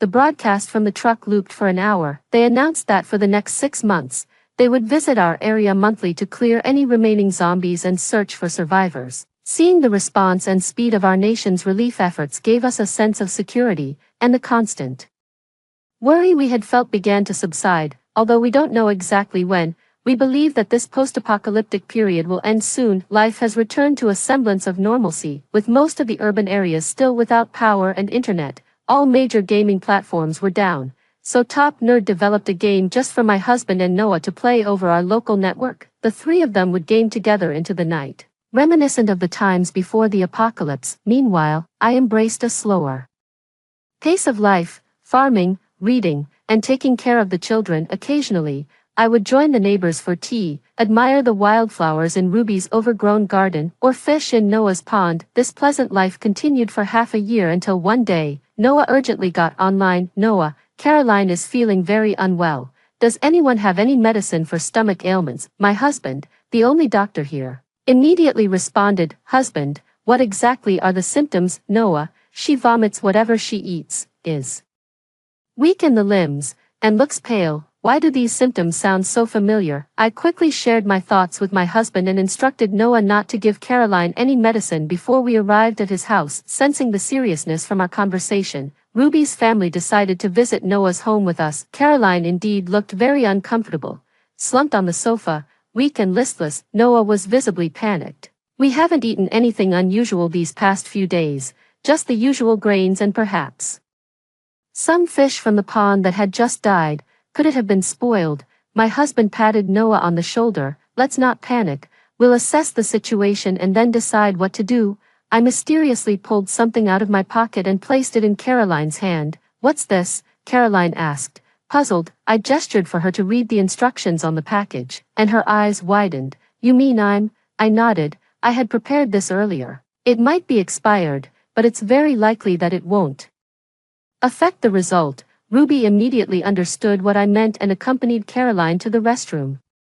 By then, Noah had also realized what was happening. He scratched his head, looking a bit overwhelmed. It can't be, right? We've never succeeded in all these years. My husband nudged him with his elbow and winked at him. If we could live through the apocalypse, what's impossible? Speaking of which, we've stockpiled everything except for contraceptives. Maybe it's fate. 5 minutes later, Ruby and Caroline came out of the restroom, seeing the vivid 2 red lines on the pregnancy test. Each of us felt genuinely happy for them. 17, Caroline was pregnant, and it was the most joyful news since the apocalypse began. We drew the blackout curtains at Noah's house, decorated it brightly, and celebrated quietly through the night. Now, the most important thing was to prepare for the arrival of the baby. Unexpectedly, Ruby, who had chosen not to have children, had stockpiled baby formula, diapers, bottles, and medicine for every stage of a newborn's needs. She had thoughtfully considered the long-term needs of her neighbors, even accounting for the possibility of new additions. Our family also did our best. Although my husband wasn't an obstetrician,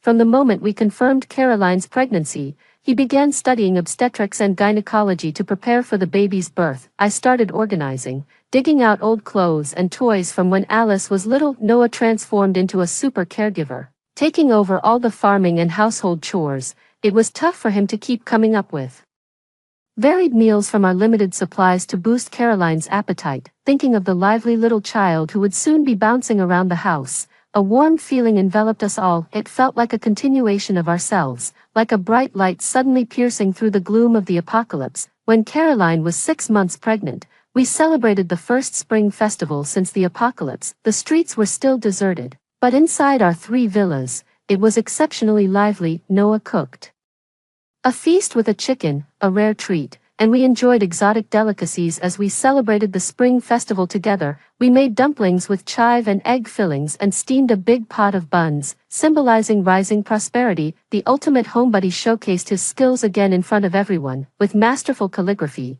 he wrote 3 pairs of couplets. The content of the couplets was not the usual wishes for wealth and eternal green of all seasons, but expressed beautiful hopes for the end of the apocalypse and peace for all families, which was very fitting for the occasion. At the dinner table, Noah brought out his long-treasured Mutai liquor, pouring a glass for each of us. He was somewhat emotional, continuously thanking us, his neighbors, for helping him survive the apocalypse. Then, he looked up, thanking the heavens for finally granting him and his wife a child. We were all joyful, laughing and crying, momentarily forgetting to control our voices, but then, remembering the soundproofing in the house, we indulged ourselves once more. Ruby drank several glasses, her face betraying her concerns. 18. After much prodding, Ruby finally spoke up, fueled by alcohol. It turned out she was still using her collected data to continue developing a serum antibody against zombie infection. She had made some breakthroughs in her research but had also hit a bottleneck.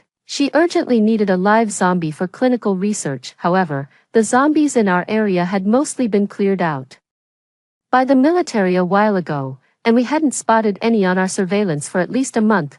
To capture a live zombie, I'll have to activate the sonic device from last time. Ruby looked worried. Activating this device could lead to varying outcomes, either no zombies within the range of the device's sound waves, or it might attract a horde, surrounding our house and posing a greater danger to us. Although we managed to capture a zombie, my experiment is still not successful. We fully understand the immense pressure Ruby is carrying on her shoulders, and all we can do is support her unconditionally. Ruby, as long as it benefits humanity, you have our full support to proceed. Catching zombies, that's something I, Noah, am really good at. Just let me know if you need help. After saying this, Noah tilted his head back and downed a shot of spicy liquor, and his husband followed suit. In terms of combat strength, I'm not as good as Noah, but as a lab assistant, I'm quite reliable. Ruby, trust us, you're not fighting alone. Caroline and I hugged Ruby tightly. The path of revolution is marked by both successes and failures, gains and losses, but regardless, we will always support you. The ultimate homebody had already collapsed on the table, but his hand never left Ruby's. Ruby, rarely seen smiling, now emptied her glass in one go. So, on the morning of the 5th day of the new year, we began our operation. We all gathered at Ruby's house, watching as the ultimate homebody and Ruby pressed the button that summoned the zombies. It turned out that the military's extermination efficiency was very high. Even after half an hour of the sound waves being activated, there was no movement in the vicinity. 40 minutes and 32 seconds later, just as we were about to give up, everyone's watches suddenly beeped, indicating that a zombie had entered our surveillance range. We were both surprised and delighted, and quickly checked the monitor, only to see a female zombie appear on the screen. This zombie was fully clothed, with no excessive wounds or dirt on her body except for her grayish-white eyes and blackened teeth. Her limbs were also intact, indicating she was a zombie that had recently turned. However, our attention was drawn to her stomach. Her abdomen was slightly bulging,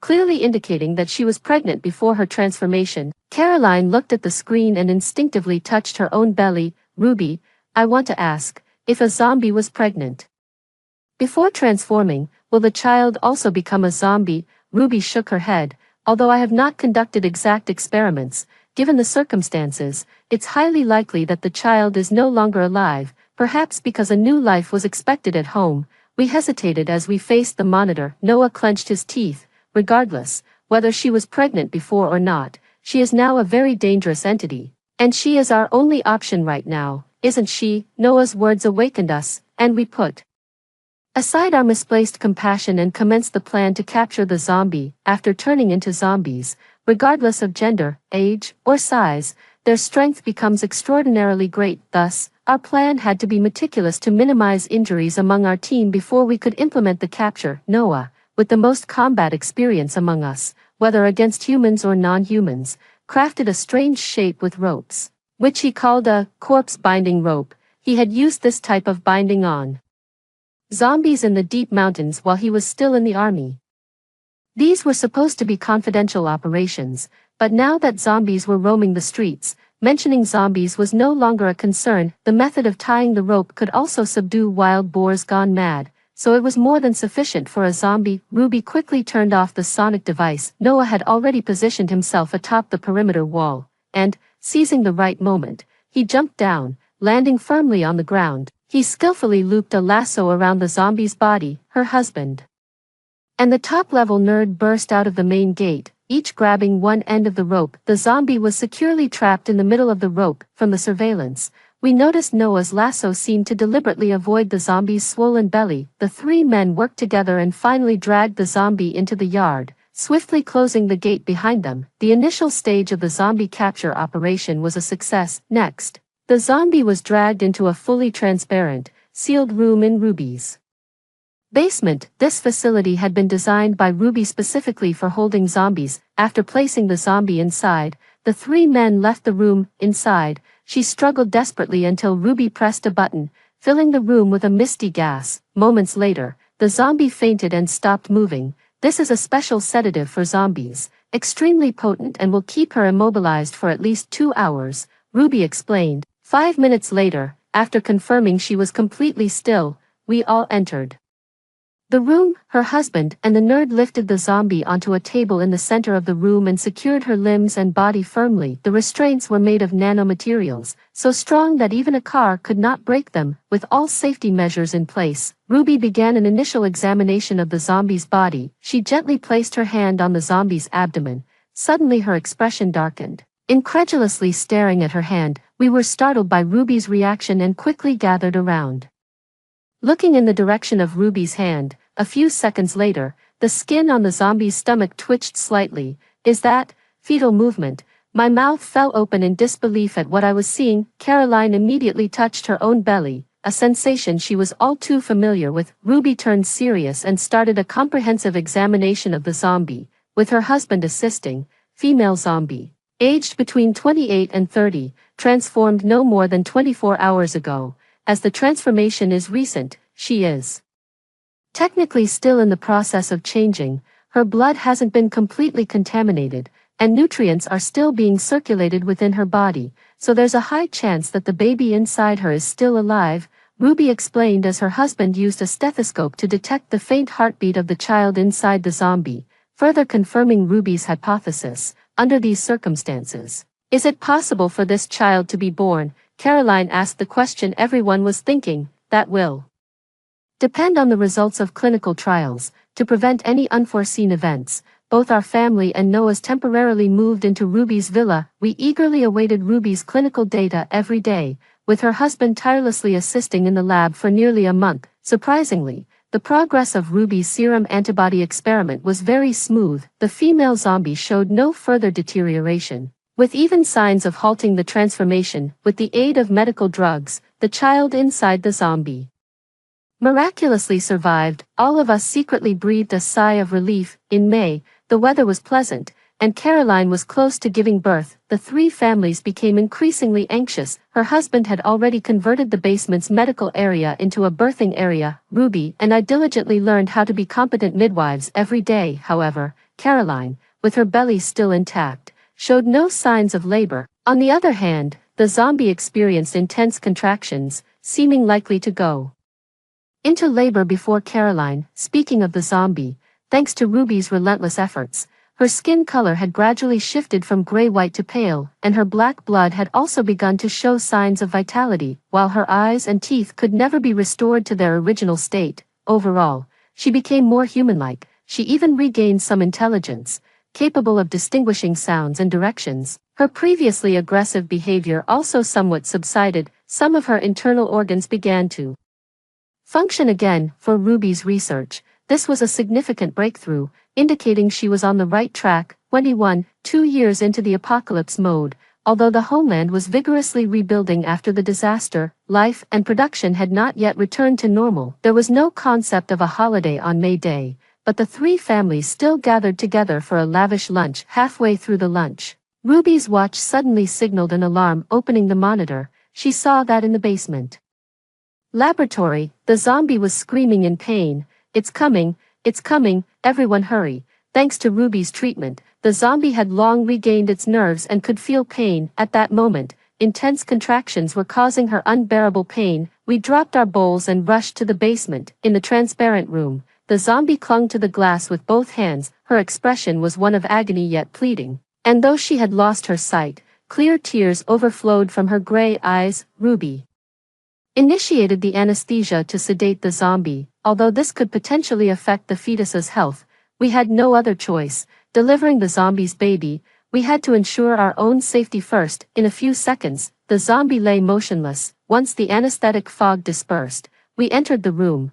We must perform a cesarean section quickly, or the baby will be at risk too. My husband quickly nodded. He had brought all the surgical tools with him, for safety. Only my husband, Ruby, and I, wearing protective suits, entered the room to operate on the zombie. My husband had simulated cesarean sections countless times before now. His technique was very skilled, and within minutes, he successfully extracted the baby from the zombie's womb. Before the surgery, we had already blocked the zombie virus from both mother and fetus. When my husband lifted the pink, healthy male infant, we knew it was a healthy human child. We all smiled in relief. Ouch, ouch, while my husband was still stitching up the zombie. Caroline looked pained and pale. The usually unshakable Caroline had chosen just this moment to go into labor. Quick, take her to the birthing room at my house. You all go ahead. There's no rush. It will take a while for her to be fully dilated. I'll finish with the zombie and come right over. Noah supported Caroline. I carried the newborn, and Ruby's family pushed Alice's baby stroller, hurriedly transporting them to the birthing area in my basement. I quickly shared techniques with Caroline, teaching her the Lamaze method to lessen the prenatal pain. Being her first childbirth, Caroline was naturally very nervous but cooperated well with us. After using the breathing techniques, her pain visibly reduced, and she relaxed. We quietly waited for her to be fully dilated. The waiting time seemed exceptionally slow since our primary doctor, my husband, hadn't returned yet. Isn't it taking too long? I was becoming anxious. Unlike the zombie, whom Ruby treated to regain some human traits, Caroline was fully human, and the psychological pressure on each of us was much less while delivering her baby. Moreover, she was undergoing childbirth in a fully conscious state, facing various dangers during labor and unknown risks like postpartum hemorrhage, which significantly increased the risk factor. Noah was even more nervous, prepared to return to Ruby's basement with the top otaku to find my husband. However, 5 minutes later, we received a dangerous signal from a top-notch homebuddy. In my basement, there's a laptop that connects to the surveillance systems of 3 households. I immediately turned it on, only to discover that the sealed room in Ruby's house, where the zombie was confined, was empty. What's happening? Where's the zombie? My lips trembled as I spoke, realizing the zombie was gone. This meant that my husband, who was alone stitching up the zombie, was in danger. This is bad. Ruby's face turned pale. Could she have woken up midway? I did reduce the dosage of the anesthesia to lessen the harm to the newborn, but it should have been enough to keep her asleep for over an hour. How could she wake up? I trust Ruby's expertise. At this moment, I need to keep calm. Ruby's watches can communicate over a local network, but the top-notch homebuddy only sent us a danger signal, without any messages. This indicates that the environment he and Noah are in doesn't allow for making noise, or they don't even have time to send messages. Thus, calling them now would be unwise. All I can do is check the security cameras to see if they are safe. I accessed all the surveillance devices in Ruby's house, only to find no one within the monitored area. Where have they gone? Pain made Caroline's hair wet with sweat, sticking to her face. Noah, where's Noah? It hurts so much. Caroline, delirious with pain, was still worried about Noah. Ruby and I didn't discuss the situation in front of Caroline. But she was also wearing a watch and surely received the danger signal from the top-notch homebody, knowing that Noah with him was also in danger. This couldn't go on. An anxious mother could face complications during delivery. I quickly turned on all the shared surveillance devices, including those in my house and Caroline's. Nothing, nowhere to be seen. 3 living people and a zombie had just disappeared from our view. I was as frantic as an ant on a hot pan. Ruby, having dealt with major incidents before, was much calmer than me. There are blind spots in the surveillance, like bathrooms. They might have hidden there to avoid danger. In other words, if we can't see them, there's a 50% chance they are safe. I nodded, but the panic inside me didn't subside. If it were just them missing, and the zombie was still in our surveillance range, that could be explained, but the zombie was gone too. Could they be hiding together with the zombie? In the basement birthing room at my house, there were only me, Caroline, Ruby, my daughter Alice, and the newborn male infant of the zombie. Room full of women, a birthing mother and infants. To put it bluntly, any slight misfortune could take us all down. Caroline's contractions were getting closer together, and the baby could arrive at any moment. She curled up like a shrimp but still couldn't ease the pain. With 2 infants to look after, neither Ruby nor I could leave. Just as we were in disarray, one of the monitors flickered unnaturally as if the signal was being interfered with. Then, a face with a long scar appeared up close in the center of the screen. This was a face that haunted our nightmares. He was the leader of the raiders who had attacked us last time. He had returned, undoubtedly seeking revenge. Hey, long time no see, little mice in the villa. That disgusting face actually greeted us on the screen. I noticed one of his arms was cut off halfway, probably from an injury caused by a zombie during his last attack here. Severed to avoid infection. Ruby frowned. He has breached our monitored area, and our watches didn't even alarm us. The man on the screen seemed to hear our conversation. Don't be surprised. We've cut off all the alert signals. How else would we surprise you? He flaunted a tangled mess of wires in his hand to confirm his claim. Then he stared with wide eyes and leaned closer to the screen again. Let me show you something even more exciting. As he backed away from the camera, we saw that he was in Ruby's basement laboratory. The empty laboratory we had just seen appeared to be a fake image provided by the scar-faced man. Now, within the confines of that sealed room, 2 figures emerged. One was a zombie that had not yet awakened from anesthesia. The other lay face down on the ground, his back to us. He had been struck on the back of his neck by a heavy object, a dark pool of blood forming beneath him. The surveillance footage was a bit blurry, but I could still make out the figure to be my husband. They must have ambushed him while he was stitching up the zombie. Husband and the zombie were locked in a room together. Guess when this zombie will wake up? The man with the scar smirked maliciously. I have to save him. He needs me now, I said, my voice trembling uncontrollably, a sense of helplessness overwhelming me as the urge to rush out surged within me. Ruby suddenly embraced me from behind. Calm down, rushing out now will only expose you and won't help him. Currently, Noah and Old Way haven't appeared on the surveillance, indicating that they haven't been caught or even discovered yet. Ruby tried to rationalize with me. Old Way, a top-level homebody, was whom we all relied on. Old Way sent us a distress signal but hasn't returned here, which means they are likely trying to figure out a way to save little Tang.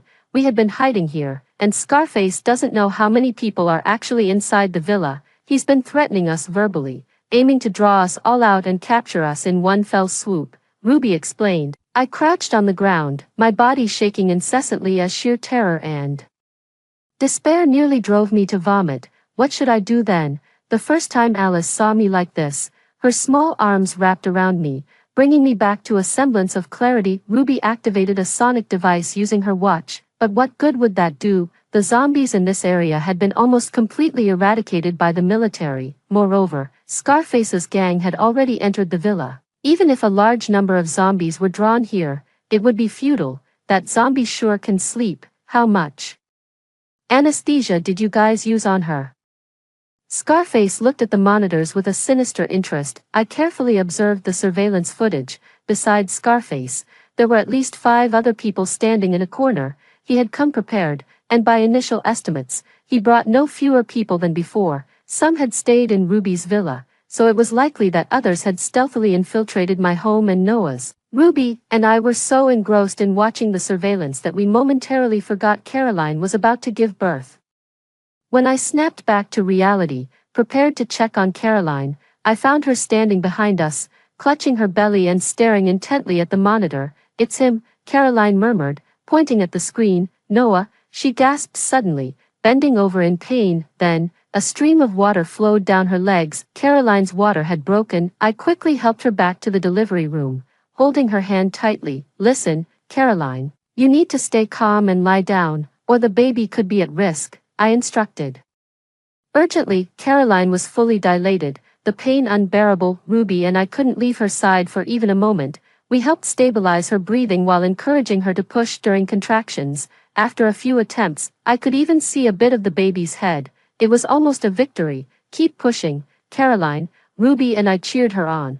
But a loud bang suddenly came from the side. I turned around to see something heavily striking the glass well of the basement. At this rate, the glass being shattered was imminent. The entrance to my home's basement, designed to withstand all manner of apocalyptic threats, was extremely secure and hidden. It was nearly impossible for them to break through the basement door, but the glass well was its only weak point. "They're trying to break in through the glass well," Ruby stated, no longer caring if Caroline could see. She had moved the laptop from the surveillance room directly next to the birthing bed. From the yard surveillance footage, we saw a group of about a dozen people were using a thick log to ram against the skylight glass of my house. We had reinforced the skylight glass with multiple layers, but now it had started to crack, and a few more hits would surely shatter it. I was immensely thankful that we had installed double defenses at the skylight. I quickly ran to the control switch in the basement and shut the steel door that separates the sunken garden and the basement. The door, seldom used, creaked and groaned along its tracks before it finally began to move. Just as the door was about to close, I heard the shattering sound of the skylight glass. The intruders had finally broken through. The custom-made door my husband and I had installed was extremely sturdy and thick, with excellent soundproofing qualities. As soon as the door was securely closed, all the sounds from outside disappeared, and our surveillance signal was lost too, probably cut off by the man with the scar. "Wah, wah, wah," a loud cry from a baby broke the momentary silence. Caroline's child was born. "It's a big, healthy boy," Ruby announced with relief as she cleaned the newborn, comforting Caroline. Caroline, pale and weak, managed a faint smile. We cut the umbilical cord, disinfected everything, and settled both Caroline and the baby before realizing that all was quiet outside. We had no idea what had happened to my husband, the ultimate homebody, and Noah. Our entire house's surveillance system had crashed by then, and the local network was also down. We couldn't receive any information from outside the basement. We still have one last option. My mind had been blank for a while, and I didn't grasp what Ruby was saying immediately. "Do you mean there's still a chance we could be saved?" Ruby nodded, then shook her head. "I don't know if we can be saved, but right now, this place is like a prison we've built ourselves. We need to escape first if we want to have a chance to do anything else." Hope reignited in my eyes. Ruby always had a way of presenting us with surprises, so I trusted her implicitly whenever she said there was a chance. Ruby led me to the door of the equipment room in my home's basement. This door could be remotely controlled by a watch to facilitate communication between us. The door could be opened if two of the three families used their watches to perform identical fingerprint recognition on the scanner. I knew Ruby had a deeper meaning, but I couldn't help but be curious. If the man with the scar has taken over all our homes, even if we can use this door to move between them, how can we escape? Ruby blinked. "There's a secret passage to the outside world in the equipment room, designed before you moved in after we bought these villas. The reason the door to this room is so complicated is probably to protect this last escape route." I nodded vigorously, tears welling up in my eyes, like a drowning person grasping a lifeline. "It's good that we have one person from each of the three families left." When Old Way and I were designing the password for this secret passage, it was quite a headache.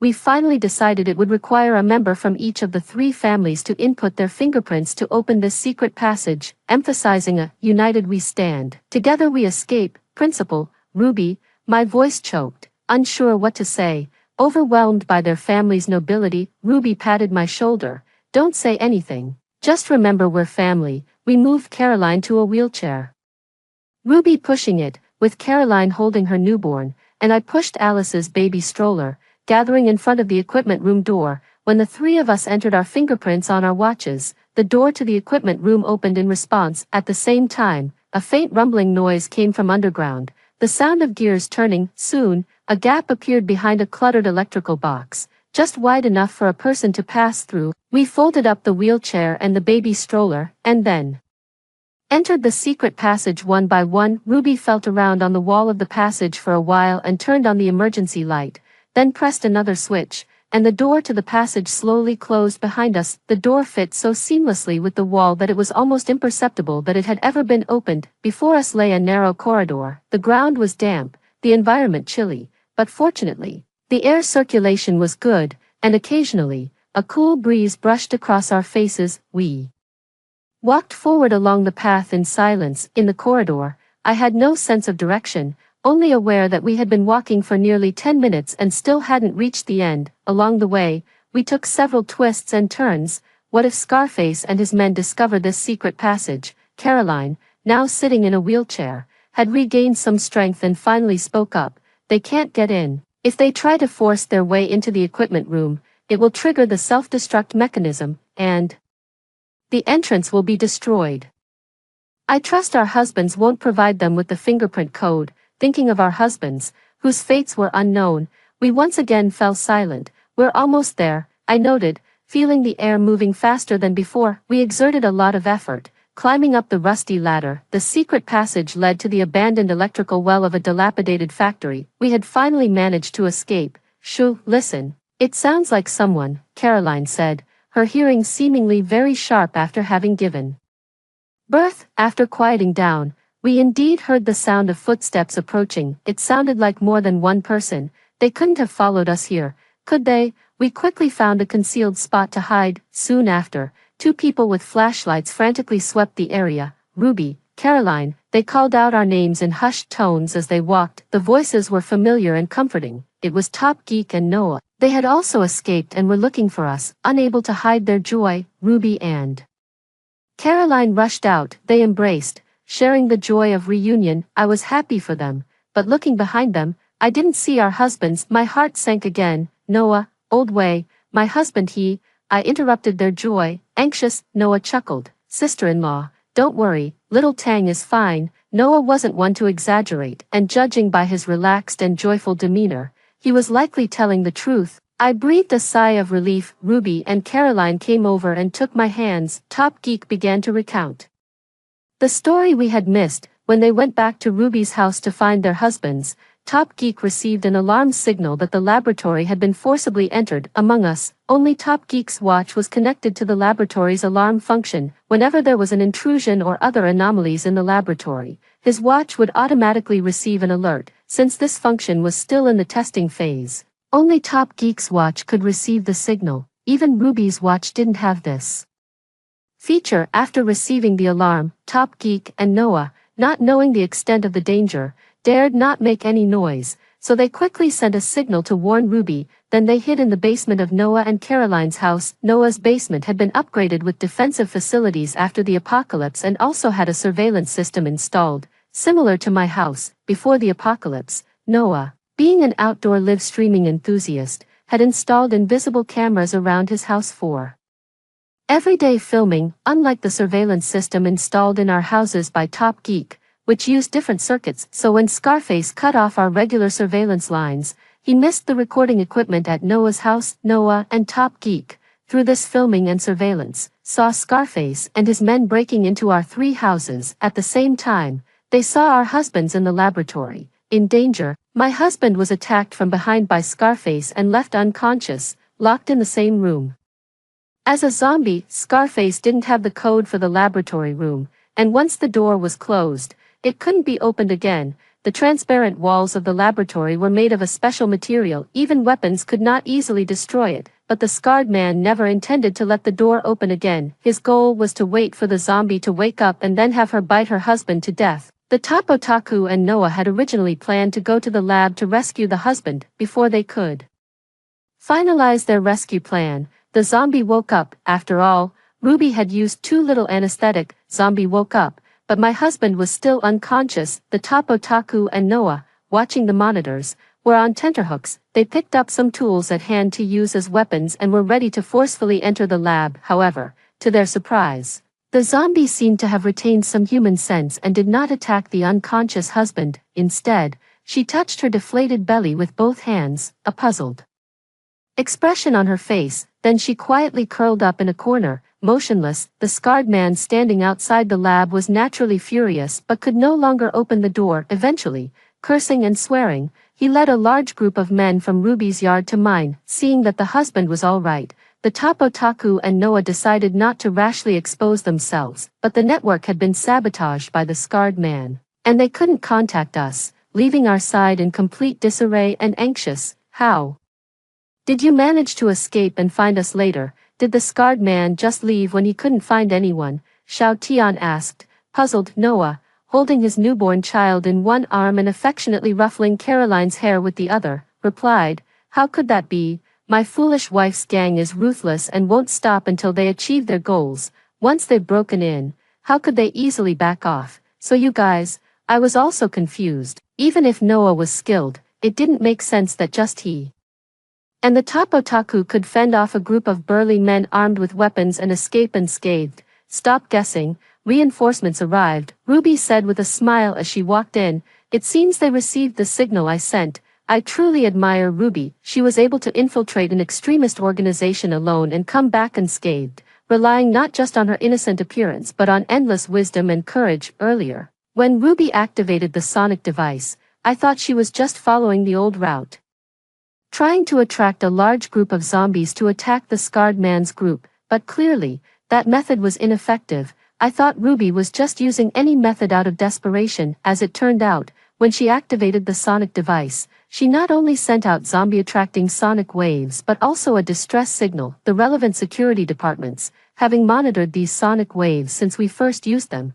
responded immediately to our distress signal. They dispatched the same military convoy that had previously helped us clear zombies from our community to perform a targeted search and rescue. The scarred man's group was disarmed and surrendered in less than 10 minutes. We figured you weren't in the basement's birthing room and must have escaped through the underground passage, so we came here to find you and bring you back, the top otaku said, patting my shoulder. Don't worry. Xiao Tang has been taken by a professional medical team for treatment. The doctor said he only has superficial injuries and will recover in a few days. 3 years after the apocalypse, I never imagined that we would have returned to a normal life and production. My husband has gone back to working at the hospital, and I have started teaching students online from home. We were successfully rescued after that raid by the scarred man. Ruby's research findings were fully handed over to the government, significantly advancing the research on a vaccine for the zombie virus. The vaccine has now entered the second phase of clinical trials. The response to the vaccinations has been very good. The government quickly began to rebuild the order of life and production. It seemed like the previous scenes of zombies and devastation were just a fleeting dream. Oh, and that zombie we used for clinical trials has regained 80% of human functions. While his intelligence remains at the level of a 2 to 3-year-old child, he no longer has aggressive or infectious traits. The government has also established a special management agency for these individuals to live normally and receive ongoing treatment. The child born from the zombie is a normal, adorable child, now adopted by Ruby's family. They named him Fuxing, meaning he is not only a blessing to Ruby's family but also a little star of hope in the apocalypse. And Alice, she's more than happy to act as an older sister to her 2 brothers. As a university professor, I'm now also doubling as a kindergarten teacher, providing educational activities for the 3 children. In short, we have moved beyond the apocalypse and embraced a new life. My husband and I might need to get treated again for our apocalyptic delusions. Time to stock up. Who knows when the next apocalypse might strike.